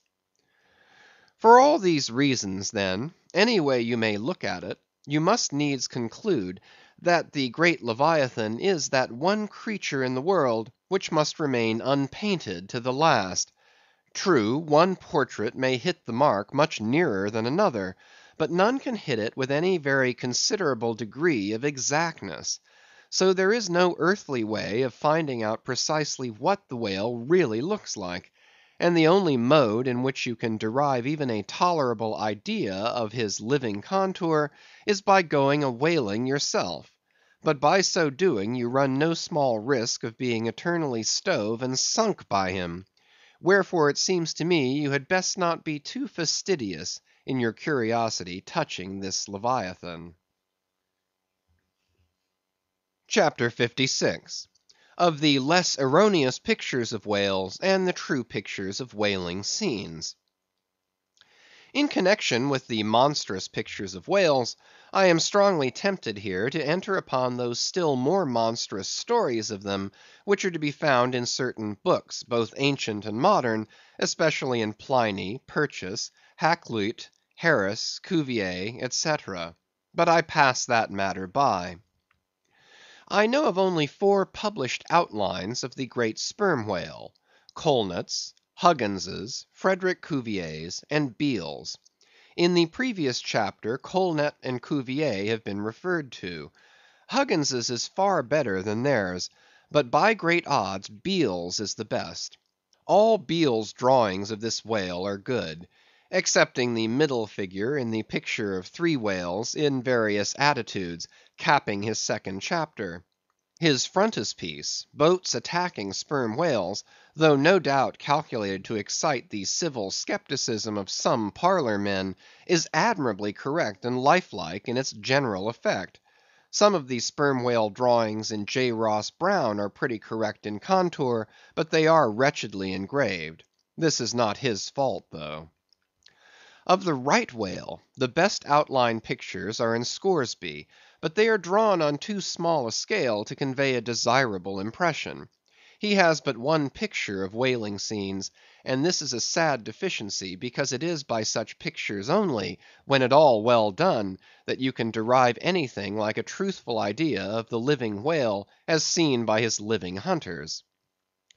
But taken for all in all, by far the finest, though in some details not the most correct, presentations of whales and whaling scenes to be anywhere found, are 2 large French engravings, well executed, and taken from paintings by one Garnery. Respectively, they represent attacks on the sperm and right whale. In the first engraving, a noble sperm whale is depicted in full majesty of might, just risen beneath the boat from the profundities of the ocean, and bearing high in the air upon his back the terrific wreck of the stoven planks. The prow of the boat is partially unbroken, and is drawn just balancing upon the monster's spine, and standing in that prow, for that one single incomputable flash of time, you behold an oarsman, half shrouded by the incensed boiling spout of the whale, and in the act of leaping as if from a precipice. The action of the whole thing is wonderfully good and true. The half-emptied line-tub floats on the whitened sea. The wooden poles of the spilled harpoons obliquely bob in it. The heads of the swimming crew are scattered about the whale in contrasting expressions of affright, while in the black stormy distance the ship is bearing down upon the scene. Serious fault might be found with the anatomical details of this whale, but let that pass, since for the life of me I could not draw so good a one. In the second engraving, the boat is in the act of drawing alongside the barnacled flank of a large running right whale, that rolls his black weedy bulk in the sea like some mossy rock slide from the Patagonian cliffs. His jets are erect, full, and black like soot, so that from so abounding a smoke in the chimney, you would think that there must be a brave supper cooking in the great bowels below. Sea fowls are pecking at the small crabs, shellfish, and other sea candies and macaroni, which the right whale sometimes carries on his pestilent back. And all the while, the thick-lipped Leviathan is rushing through the deep, leaving tons of tumultuous white curds in his wake, and causing the slight boat to rock in the swells like a skiff caught nigh the paddle wheels of an ocean steamer. Thus the foreground is all raging commotion, but behind, in admirable artistic contrast, is the glassy level of a sea becalmed, the drooping unstarched sails of the powerless ship, and the inert mass of a dead whale, a conquered fortress, with the flag of capture lazily hanging from the whale pole inserted into his spout hole. Who Garnery, the painter, is or was, I know not. But my life for it, he was either practically conversant with his subject, or else marvellously tutored by some experienced whaleman. The French are the lads for painting action. Go and gaze upon all the paintings of Europe, and where will you find such a gallery of living and breathing commotion on canvas as in that triumphal hall at Versailles, where the beholder fights his way pell-mell through the consecutive great battles of France, where every sword seems a flash of the northern lights, and the successive armed kings and emperors dash by like a charge of crowned centaurs? Not wholly unworthy of a place in that gallery are these sea‐battle pieces of Garnery. The natural aptitude of the French for seizing the picturesqueness of things seems to be peculiarly evinced in what paintings and engravings they have of their whaling scenes. With not 1/10 of England's experience in the fishery, and not the 1,000th part of that of the Americans, they have nevertheless furnished both nations with the only finished sketches at all capable of conveying the real spirit of the whale hunt. For the most part, the English and American whale draughtsmen seem entirely content with presenting the mechanical outline of things, such as the vacant profile of the whale, which, so far as picturesqueness of effect is concerned, is about tantamount to sketching the profile of a pyramid. Even Scoresby, the justly renowned right whaleman, after giving us a stiff, full length of the Greenland whale, and 3 or 4 delicate miniatures of narwhales and porpoises, treats us to a series of classical engravings of boat hooks, chopping knives, and grapnels, and, with the microscopic diligence of a Leeuwenhoek, submits to the inspection of a shivering world 96 facsimiles of magnified Arctic snow crystals. I mean no disparagement to the excellent voyager; I honor him for a veteran; but in so important a matter, it was certainly an oversight not to have procured for every crystal a sworn affidavit taken before a Greenland justice of the peace.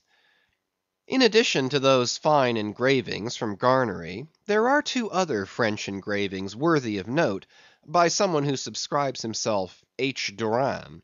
One of them, though not precisely adapted to our present purpose, nevertheless deserves mention on other accounts. It is a quiet noon scene among the isles of the Pacific. A French whaler anchored inshore in a calm, and lazily taking water on board, the loosened sails of the ship, and the long leaves of the palms in the background, both drooping together in the breezeless air. The effect is very fine, when considered with reference to its presenting the hardy fishermen under one of their few aspects of oriental repose. The other engraving is quite a different affair. The ship hove to on the open seas, and in the very heart of the leviathanic life, with a right whale alongside. The vessel, in the act of cutting in, hove over to the monster as if to a quay; and a boat, hurriedly pushing off from this scene of activity, is about giving chase to whales in the distance.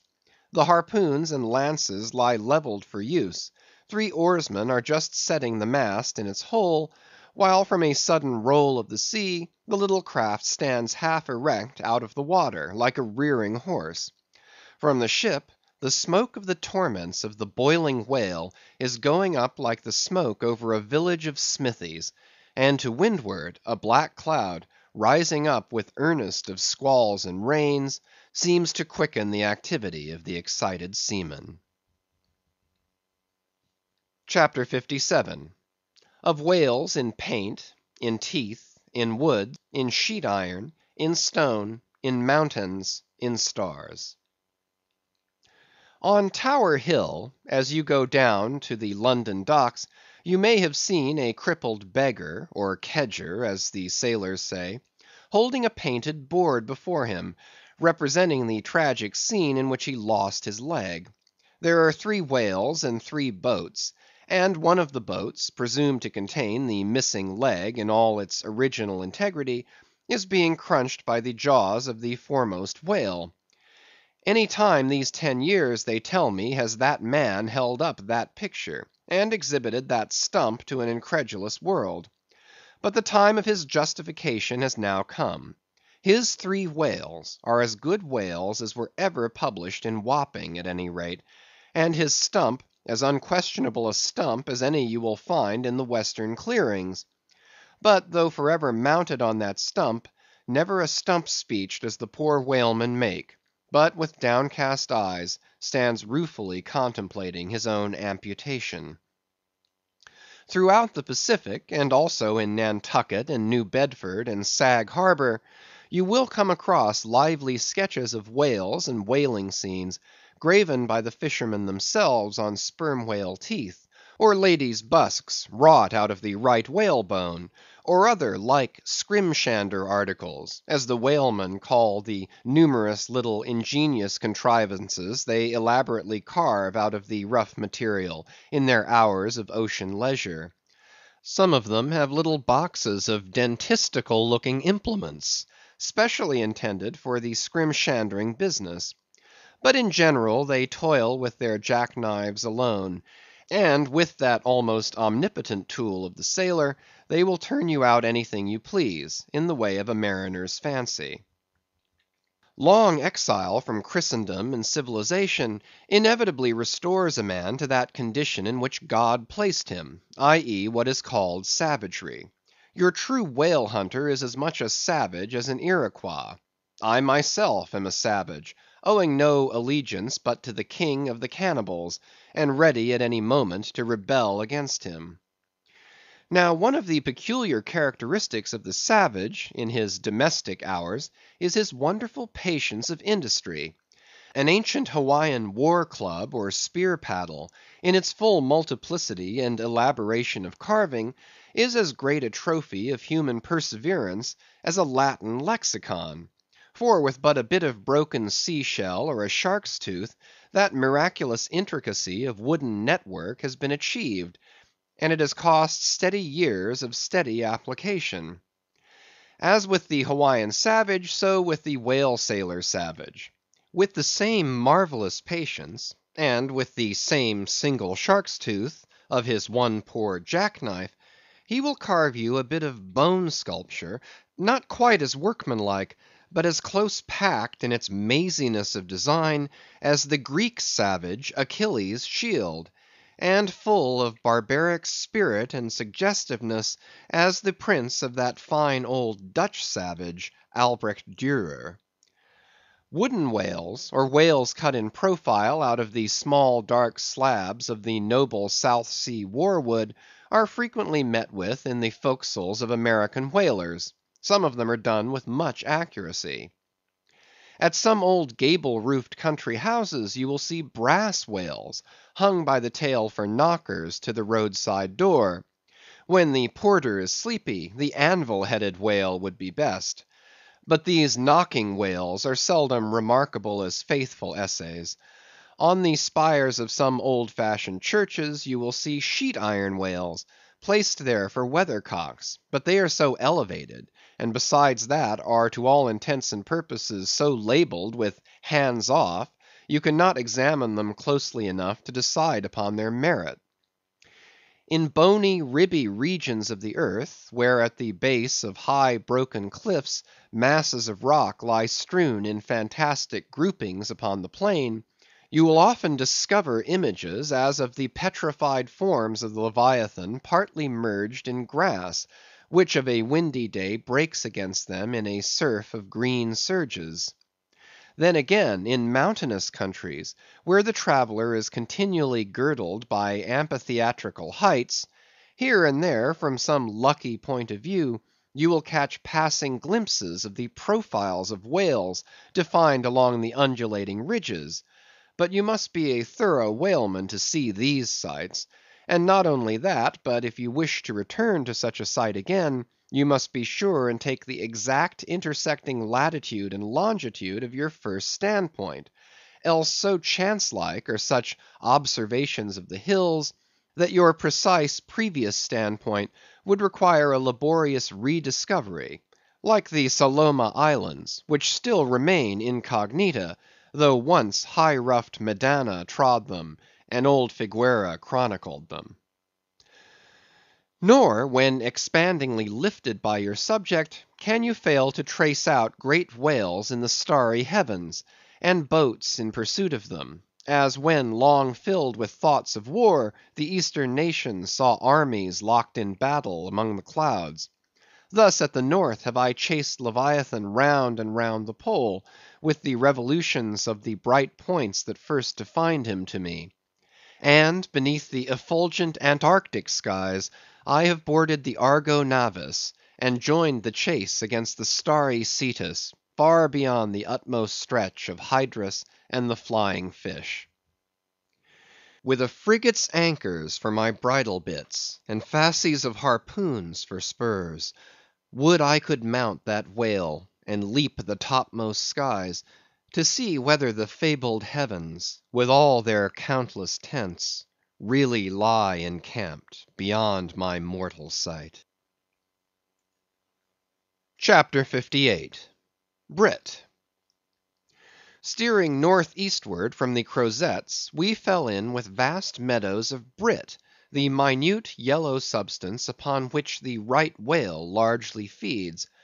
For leagues and leagues it undulated round us, so that we seemed to be sailing through boundless fields of ripe and golden wheat. On the second day, numbers of right whales were seen, who, secure from the attack of a sperm whaler like the Pequod, with open jaws sluggishly swam through the brit, which adhering to the fringing fibres of that wondrous Venetian blind in their mouths, was in that manner separated from the water that escaped at the lip.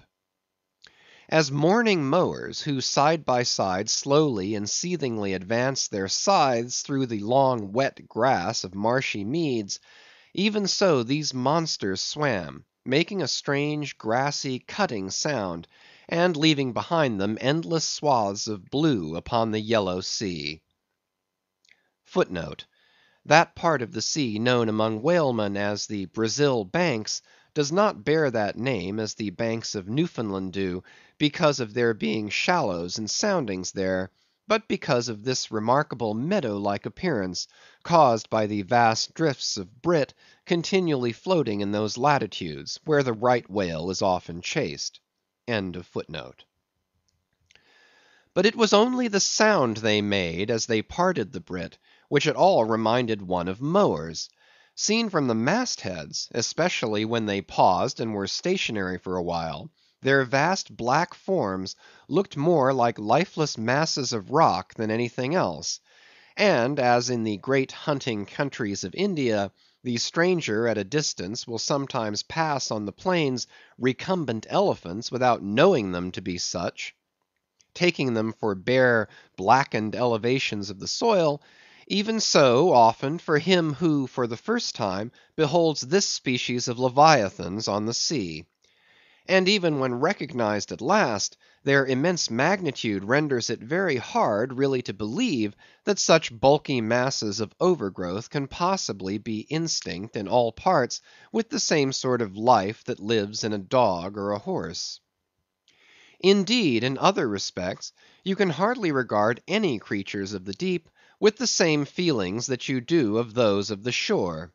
For though some old naturalists have maintained that all creatures of the land are of their kind in the sea, and though taking a broad general view of the thing, this may very well be, yet coming to specialties, where, for example, does the ocean furnish any fish that in disposition answers to the sagacious kindness of the dog?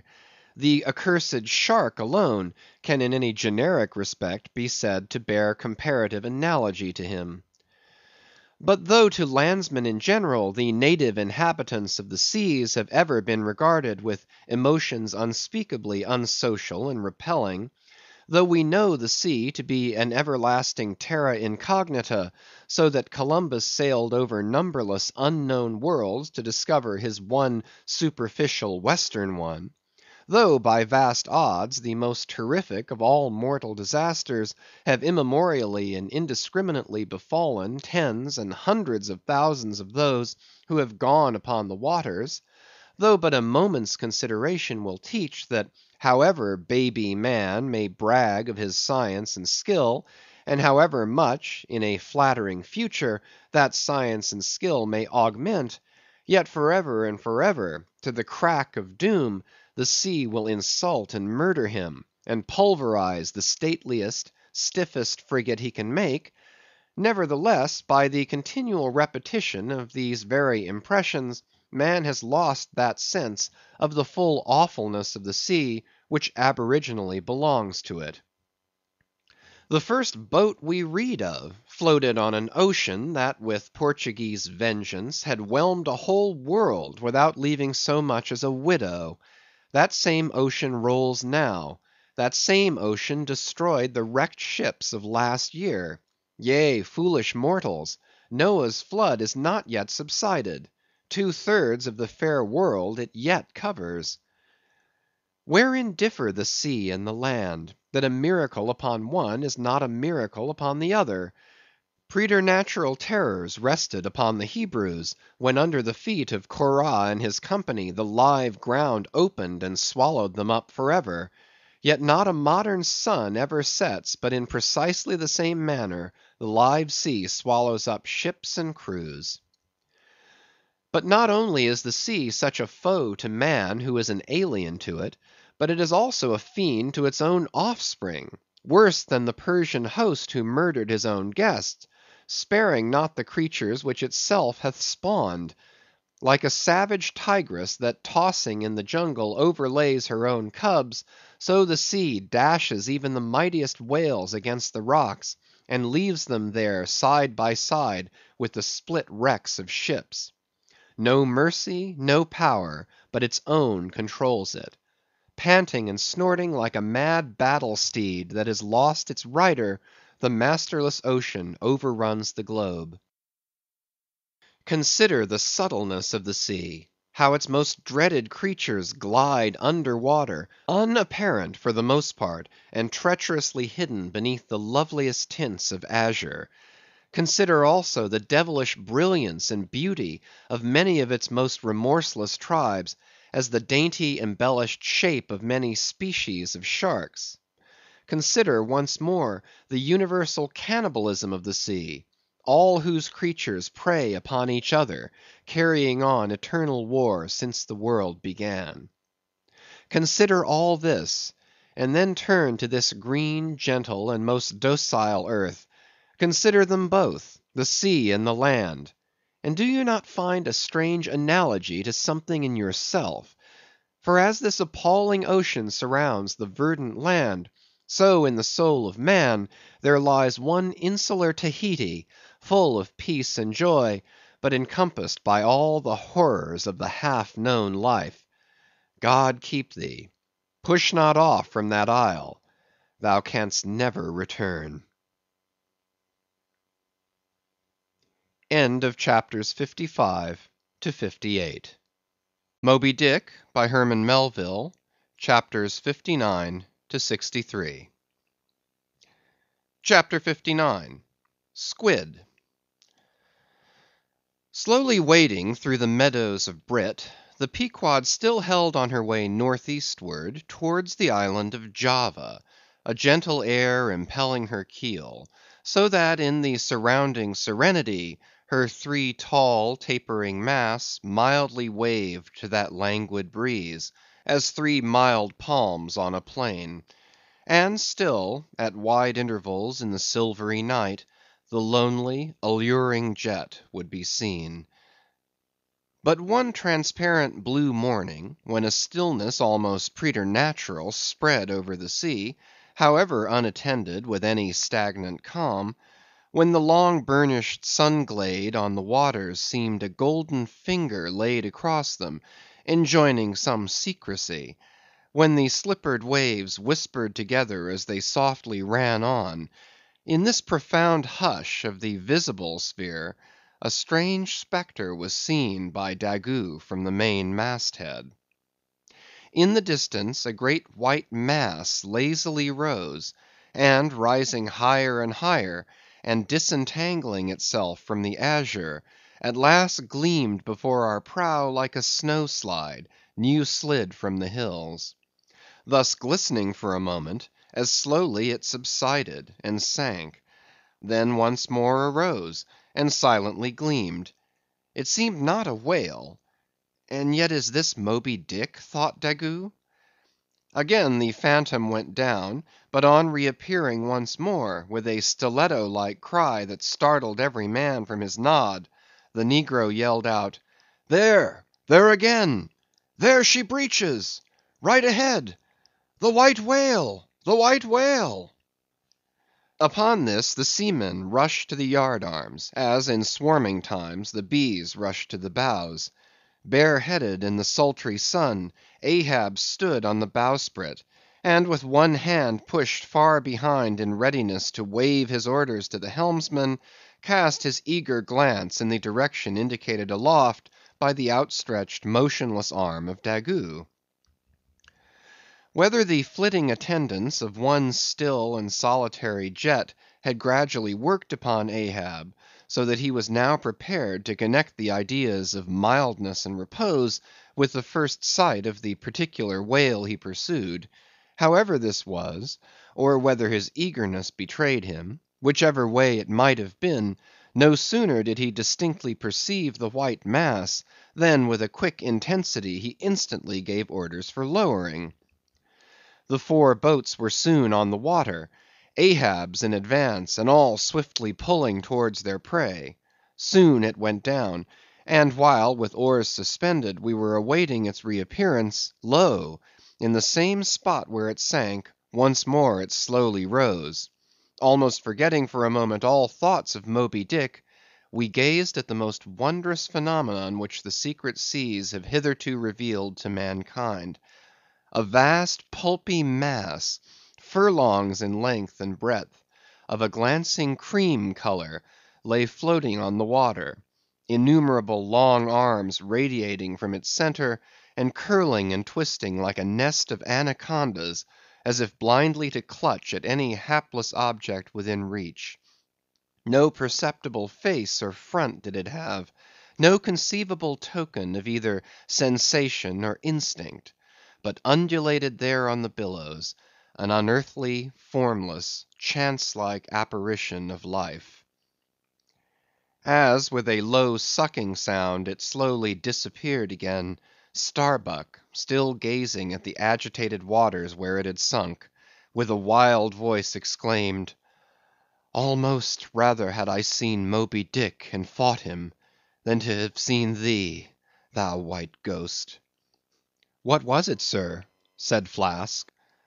"The great live squid, which, they say, few whale ships ever beheld, and returned to their ports to tell of it." But Ahab said nothing. Turning his boat, he sailed back to the vessel, the rest as silently following. Whatever superstitions the sperm whalemen in general have connected with the sight of this object, certain it is, that a glimpse of it being so very unusual, that circumstance has gone far to invest it with portentousness. So rarely is it beheld, that though one and all of them declare it to be the largest animated thing in the ocean, yet very few of them have any but the most vague ideas concerning its true nature and form. Notwithstanding, they believe it to furnish the sperm whale his only food. For though other species of whales find their food above water, and may be seen by man in the act of feeding, the spermaceti whale obtains his whole food in unknown zones below the surface; and only by inference is it that any one can tell of what precisely that food consists. At times, when closely pursued, he will disgorge what are supposed to be the detached arms of the squid; some of them, thus exhibited, exceeding 20 and 30 feet in length.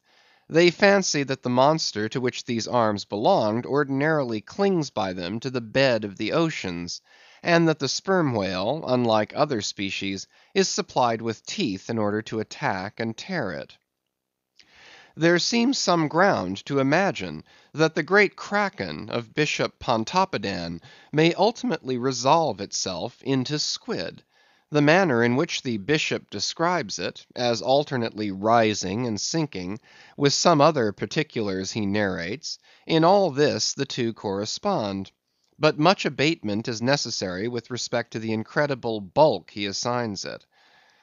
By some naturalists who have vaguely heard rumors of the mysterious creature here spoken of, It is included among the class of cuttlefish, to which, indeed, in certain external respects, it would seem to belong, but only as the anak of the tribe. CHAPTER 60. The Line.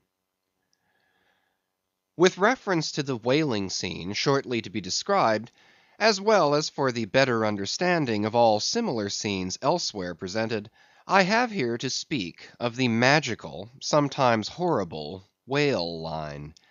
The line originally used in the fishery was of the best hemp, slightly vapored with tar, not impregnated with it, as in the case of ordinary ropes. For while tar, as ordinarily used, makes the hemp more pliable to the rope maker, and also renders the rope itself more convenient to the sailor for common ship use, yet not only would the ordinary quantity too much stiffen the whale line for the close coiling to which it must be subjected, but as most seamen are beginning to learn, tar in general by no means adds to the rope's durability or strength, however much it may give it compactness and gloss. Of late years, the Manila rope has, in the American fishery, almost entirely superseded hemp as a material for whale lines; for though not so durable as hemp, it is stronger and far more soft and elastic, and I will add, since there is an æsthetics in all things, is much more handsome and becoming to the boat than hemp. Hemp is a dusky, dark fellow, a sort of Indian, but Manila is as a golden-haired Circassian to behold. The whale line is only 2/3 of an inch in thickness. At first sight you would not think it so strong as it really is. By experiment, its 1 in 50 yarns will each suspend a weight of 120 pounds, so that the whole rope will bear a strain nearly equal to 3 tons. In length, the common sperm whale line measures something over 200 fathoms. Towards the stern of the boat it is spirally coiled away in the tub, not like the worm pipe of a still though, but so as to form one round cheese-shaped mass of densely bedded sheaves or layers of concentric spiralizations, without any hollow but the heart, or minute vertical tube formed at the axis of the cheese. As the least tangle or kink in the coiling would, in running out, infallibly take somebody's arm, leg, or entire body off, the utmost precaution is used in stowing the line in its tub. Some harpooneers will consume almost an entire morning in this business, carrying the line high aloft, and then reeving it downward through a block towards the tub, so as in the act of coiling to free it from all possible wrinkles and twists. In the English boats, 2 tubs are used instead of 1, the same line being continuously coiled in both tubs. There is some advantage in this, because these twin tubs being so small, they fit more readily into the boat, and do not strain it so much; whereas the American tub, nearly 3 feet in diameter, and of proportionate depth, makes a rather bulky freight for a craft whose planks are but 1/2 inch in thickness; for the bottom of the whale boat is like critical ice, which will bear up under a considerable distributed weight, but not very much of a concentrated one. When the painted canvas cover is clapped on the American line tub, the boat looks as if it were pulling off with a prodigious great wedding cake to present to the whales. Both ends of the line are exposed, the lower end terminating in an eye splice or loop coming up from the bottom against the side of the tub, and hanging over its edge completely disengaged from everything. This arrangement of the lower end is necessary on 2 accounts. First, in order to facilitate the fastening to it of an additional line from a neighboring boat, in case the stricken whale should sound so deep as to threaten to carry off the entire line originally attached to the harpoon. In these instances, the whale of course is shifted like a mug of ale, as it were, from one boat to the other, though the first boat always hovers at hand to assist its consort. Second, this arrangement is indispensable for common safety's sake; for were the lower end of the line in any way attached to the boat, and were the whale then to run the line out to the end, almost in a single smoking minute, as he sometimes does, he would not stop there, for the doomed boat would infallibly be dragged down after him into the profundity of the sea, and in that case no town crier would ever find her again.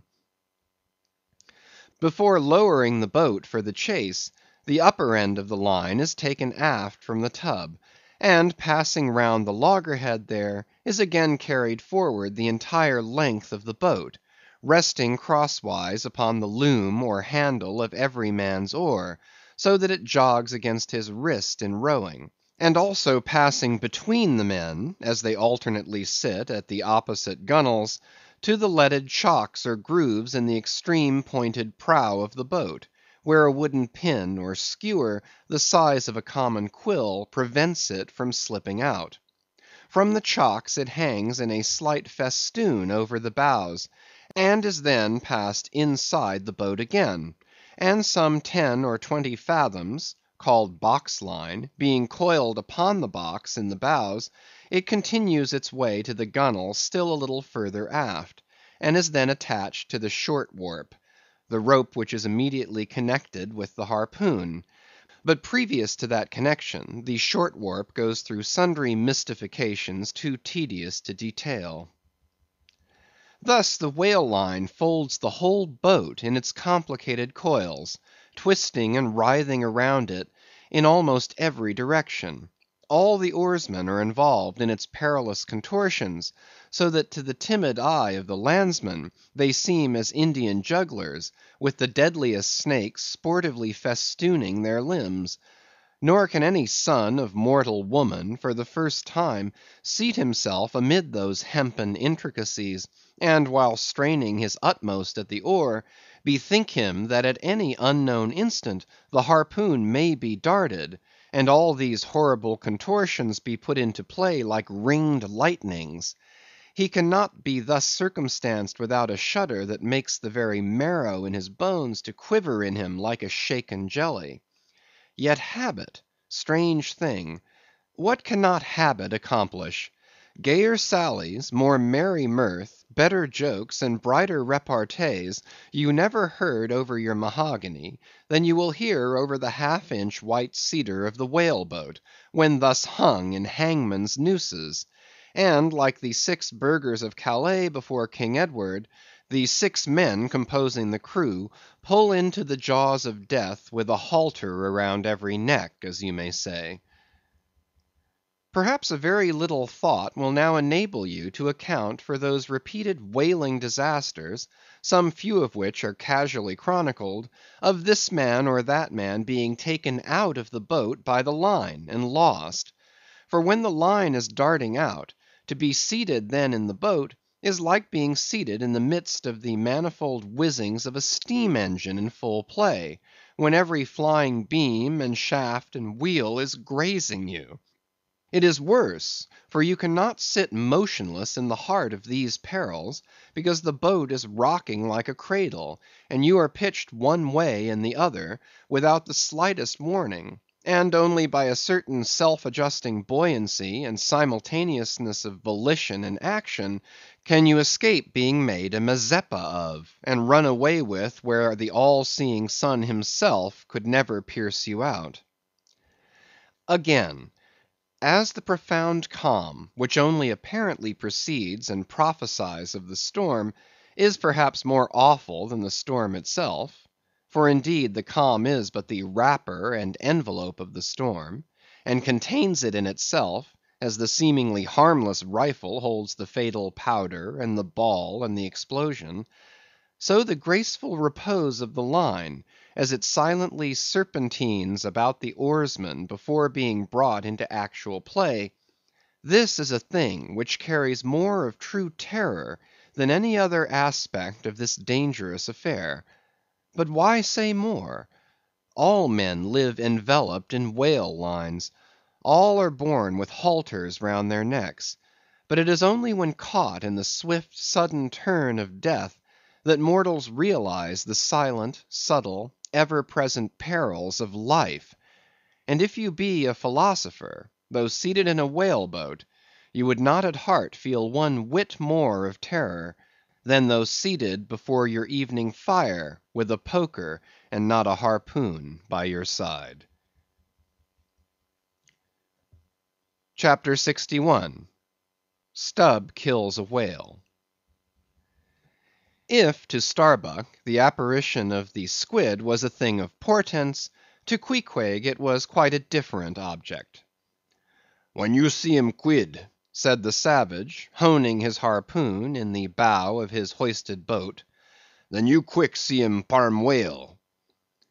The next day was exceedingly still and sultry, and with nothing special to engage them, the Pequod's crew could hardly resist the spell of sleep induced by such a vacant sea. For this part of the Indian Ocean through which we were voyaging is not what whalemen call a lively ground; that is, it affords fewer glimpses of porpoises, dolphins, flying fish, and other vivacious denizens of more stirring waters, than those off the Rio de la Plata, or the inshore ground off Peru. It was my turn to stand at the foremast head, and with my shoulders leaning against the slackened royal shrouds, to and fro I idly swayed in what seemed an enchanted air. No resolution could withstand it. In that dreamy mood, losing all consciousness, at last my soul went out of my body, though my body still continued to sway as a pendulum will, long after the power which first moved it is withdrawn. Ere forgetfulness altogether came over me, I had noticed that the seamen at the main and mizzen mast heads were already drowsy; so that at last all three of us lifelessly swung from the spars; and for every swing that we made, there was a nod from below from the slumbering helmsman. The waves, too, nodded their indolent crests; and across the wide trance of the sea, east nodded to west, and the sun over all.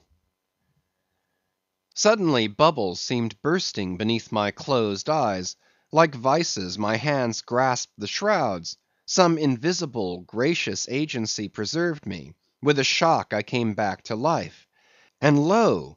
close under our lee, not 40 fathoms off, a gigantic sperm whale lay rolling in the water like the capsized hull of a frigate, his broad glossy back, of an Ethiopian hue, glistening in the sun's rays like a mirror. But lazily undulating in the trough of the sea, and ever and anon tranquilly spouting his vapory jet, the whale looked like a portly burgher smoking his pipe of a warm afternoon. But that pipe, poor whale, was thy last. As if struck by some enchanter's wand, the sleepy ship and every sleeper in it all at once started into wakefulness; and more than a score of voices from all parts of the vessel, simultaneously with the 3 notes from aloft, shouted forth the accustomed cry, as the great fish slowly and regularly spouted the sparkling brine into the air. "Clear away the boats! Luff!" cried Ahab; and obeying his own order, he dashed the helm down before the helmsman could handle the spokes. The sudden exclamations of the crew must have alarmed the whale, and ere the boats were down, majestically turning, he swam away to the leeward; but with such a steady tranquillity, and making so few ripples as he swam, that thinking after all he might not as yet be alarmed, Ahab gave orders that not an oar should be used, and no man must speak but in whispers. So, seated like Ontario Indians on the gunwales of the boats, we swiftly but silently paddled along, the calm not admitting of the noiseless sails being set. Presently, as we thus glided in chase, the monster perpendicularly flitted his tail 40 feet into the air, and then sank out of sight like a tower swallowed up. "There go flukes!" was the cry; an announcement immediately followed by Stubb's producing his match and igniting his pipe; for now a respite was granted. After the full interval of his sounding had elapsed, the whale rose again, and being now in advance of the smoker's boat, and much nearer to it than any of the others, Stubb counted upon the honor of the capture. It was obvious now that the whale had at length become aware of his pursuers. All silence of cautiousness was therefore no longer of use. Paddles were dropped, and oars came loudly into play. And still puffing at his pipe, Stubb cheered on his crew to the assault. Yes, a mighty change had come over the fish. All alive to his jeopardy, he was going head out, that part obliquely projecting from the mad yeast which he brewed. Footnote: it will be seen in some other place of what a very light substance the entire interior of the sperm whale's enormous head consists.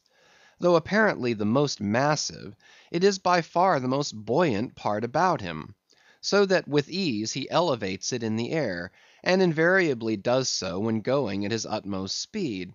Besides, such is the breadth of the upper part of the front of his head, and such the tapering cutwater formation of the lower part, that by obliquely elevating his head, he thereby may be said to transform himself from a bluff-bowed sluggish galliot into a sharp-pointed New York pilot boat. End of footnote. Start her! Start her, my men! Don't hurry yourselves; take plenty of time; but start her like thunderclaps, that's all!" cried Stubb, spluttering out the smoke as he spoke. "Start her now! Give 'em the long and strong stroke, Tashtego! Start her, Tash, my boy; start her all; but keep cool, keep cool; cucumbers is the word. Easy, easy; only start her like grim death and grinning devils, and raise the buried dead perpendicular out of their graves, boys. That's all. Start her!" "Woo-hoo! Wah-hee!" screamed the Gay Header in reply, raising some old war whoop to the skies, as every oarsman in the strained boat involuntarily bounced forward with the one tremendous leading stroke which the eager Indian gave. But his wild screams were answered by others quite as wild. "Ki-hee! Ki-hee!" yelled Daggoo, straining forwards and backwards on his seat, like a pacing tiger in his cage. "Kala! Kooloo!" howled Queequeg, as if smacking his lips over a mouthful of grenadier's steak. And thus, with oars and yells, the keels cut the sea. Meanwhile, Stubb, retaining his place in the van, still encouraged his men to the onset, all the while puffing the smoke from his mouth. Like desperadoes they tugged and they strained, till the welcome cry was heard, "Stand up, Tashtego! Give it to him!" The harpoon was hurled. "Stern all!" The oarsmen backed water. The same moment something went hot and hissing along every one of their wrists. It was the magical line. An instant before, Stubb had swiftly caught 2 additional turns with it round the loggerhead, whence, by reason of its increased rapid circlings, a hempen blue smoke now jetted up and mingled with the steady fumes from his pipe. As the line passed round and round the loggerhead, so also, just before reaching that point, it blisteringly passed through and through both of Stubb's hands, from which the hand cloths or squares of quilted canvas sometimes worn at these times had accidentally dropped. It was like holding an enemy's sharped 2-edged sword by the blade, and that enemy all the time striving to wrest it out of your clutch.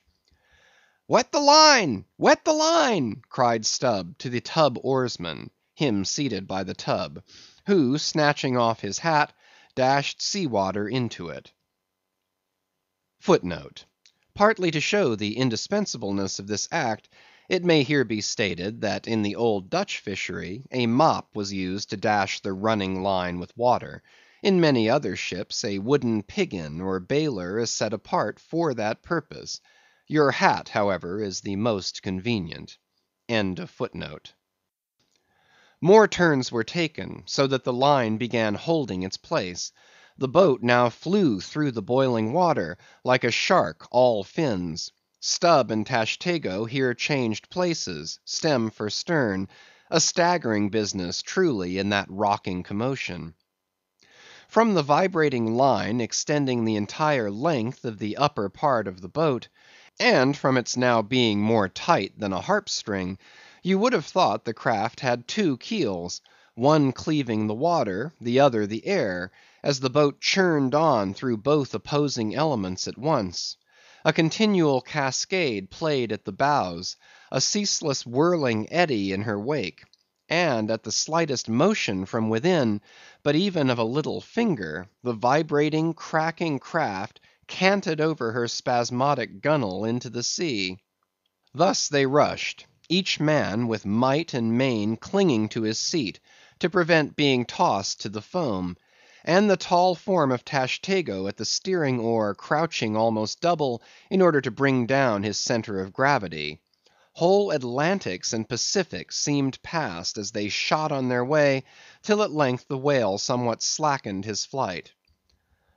"Haul in! haul in!" cried Stubb to the bowsman; and facing round towards the whale, all hands began pulling the boat up to him, while yet the boat was being towed on. Soon ranging up by his flank, Stubb, firmly planting his knee in the clumsy cleat, darted dart after dart into the flying fish; at the word of command, the boat alternately sterning out of the way of the whale's horrible wallow, and then ranging up for another fling. The red tide now poured from all sides of the monster, like brooks down a hill. His tormented body rolled, not in brine, but in blood, which bubbled and seethed for furlongs behind in their wake.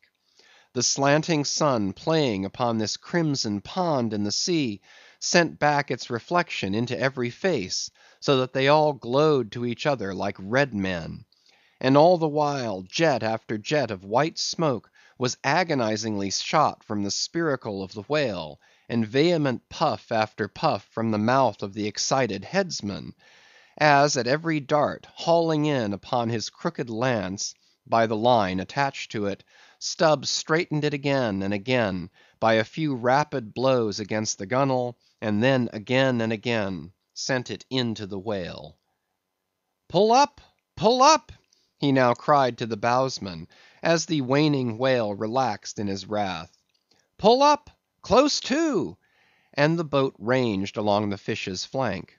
When reaching far over the bow, Stubb slowly churned his long sharp lance into the fish, and kept it there, carefully churning and churning, as if cautiously seeking to feel after some gold watch that the whale might have swallowed, and which he was fearful of breaking, ere he could hook it out. But that gold watch he sought was the innermost life of the fish. And now it is struck; for, starting from his trance into that unspeakable thing called his flurry, the monster horribly wallowed in his blood, overwrapped himself in impenetrable, mad, boiling spray, so that the imperiled craft, instantly dropping astern, had much ado blindly to struggle out from that frenzied twilight into the clear air of day. And now, abating in his flurry, the whale once more rolled out into view, surging from side to side, spasmodically dilating and contracting his spout hole, with sharp, cracking, agonized respirations. At last, gush after gush of clotted red gore, as if it had been the purple lees of red wine, shot into the frighted air, and falling back again, ran dripping down his motionless flanks into the sea. His heart had burst. "He's dead, Mr. Stubb," said Tashtego. "Yes, both pipes smoked out." And withdrawing his own from his mouth, Stubb scattered the dead ashes over the water, and for a moment stood thoughtfully eyeing the vast corpse he had made. CHAPTER 62. The Dart. A word concerning an incident in the last chapter. According to the invariable usage of the fishery, the whale boat pushes off from the ship, with the headsman or whale killer as temporary steersman, and the harpooneer or whale fastener pulling the foremost oar, the one known as the harpooneer oar. Now, it needs a strong, nervous arm to strike the first iron into the fish; for often, in what is called a long dart, the heavy implement has to be flung to the distance of 20 or 30 feet. But however prolonged and exhausting the chase, the harpooneer is expected to pull his oar meanwhile to the uttermost. Indeed, he is expected to set an example of superhuman activity to the rest, not only by incredible rowing, but by repeated loud and intrepid exclamations. And what it is to keep shouting at the top of one's compass, while all the other muscles are strained and half started, what that is, none know but those who have tried it. For one, I cannot bawl very heartily and work very recklessly at one and the same time. In this straining, bawling state, then, with his back to the fish, all at once the exhausted harpooneer hears the exciting cry, "Stand up and give it to him." He now has to drop and secure his oar, turn round on his centre half-way, seize his harpoon from the crotch, and with what little strength may remain, he essays to pitch it somehow into the whale. No wonder, taking the whole fleet of whalemen in a body, that out of 50 fair chances for a dart, not 5 are successful. No wonder that so many hapless harpooneers are madly cursed and disrated. No wonder that some of them actually burst their blood vessels in the boat. No wonder that some sperm whalemen are absent 4 years with 4 barrels. No wonder that to many ship owners whaling is but a losing concern. For it is the harpooneer that makes the voyage, and if you take the breath out of his body, how can you expect to find it there when most wanted? Again, if the dart be successful, then at the second critical instant, that is, when the whale starts to run, the boat header and harpooneer likewise start to running fore and aft, to the imminent jeopardy of themselves and every one else. It is then they change places, and the headsman, the chief officer of the little craft, takes his proper station in the bows of the boat. Now, I care not who maintains the contrary, but all this is both foolish and unnecessary. The headsman should stay in the bows from first to last. He should both dart the harpoon and the lance, and no rowing whatever should be expected of him, except under circumstances obvious to any fisherman. I know that this would sometimes involve a slight loss of speed in the chase, but long experience in various whalemen of more than one nation has convinced me that in the vast majority of failures in the fishery, it has not by any means been so much the speed of the whale as the before described exhaustion of the harpooneer that has caused them.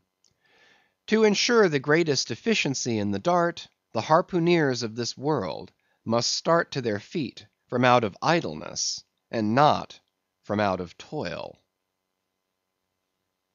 CHAPTER 63. The Crotch. Out of the trunk the branches grow, out of them the twigs. So, in productive subjects, grow the chapters. The crotch alluded to on a previous page deserves independent mention. It is a notched stick of a peculiar form, some 2 feet in length, which is perpendicularly inserted into the starboard gunwale near the bow, for the purpose of furnishing a rest for the wooden extremity of the harpoon, whose other naked, barbed end slopingly projects from the prow. Thereby the weapon is instantly at hand to its hurler, who snatches it up as readily from its rest as a backwoodsman swings his rifle from the wall. It is customary to have 2 harpoons reposing in the crotch, respectively called the first and second irons. But these 2 harpoons, each by its own cord, are both connected with the line, the object being this: to dart them both if possible, one instantly after the other, into the same whale, so that if, in the coming drag, one should draw out, the other may still retain a hold. It is a doubling of the chances.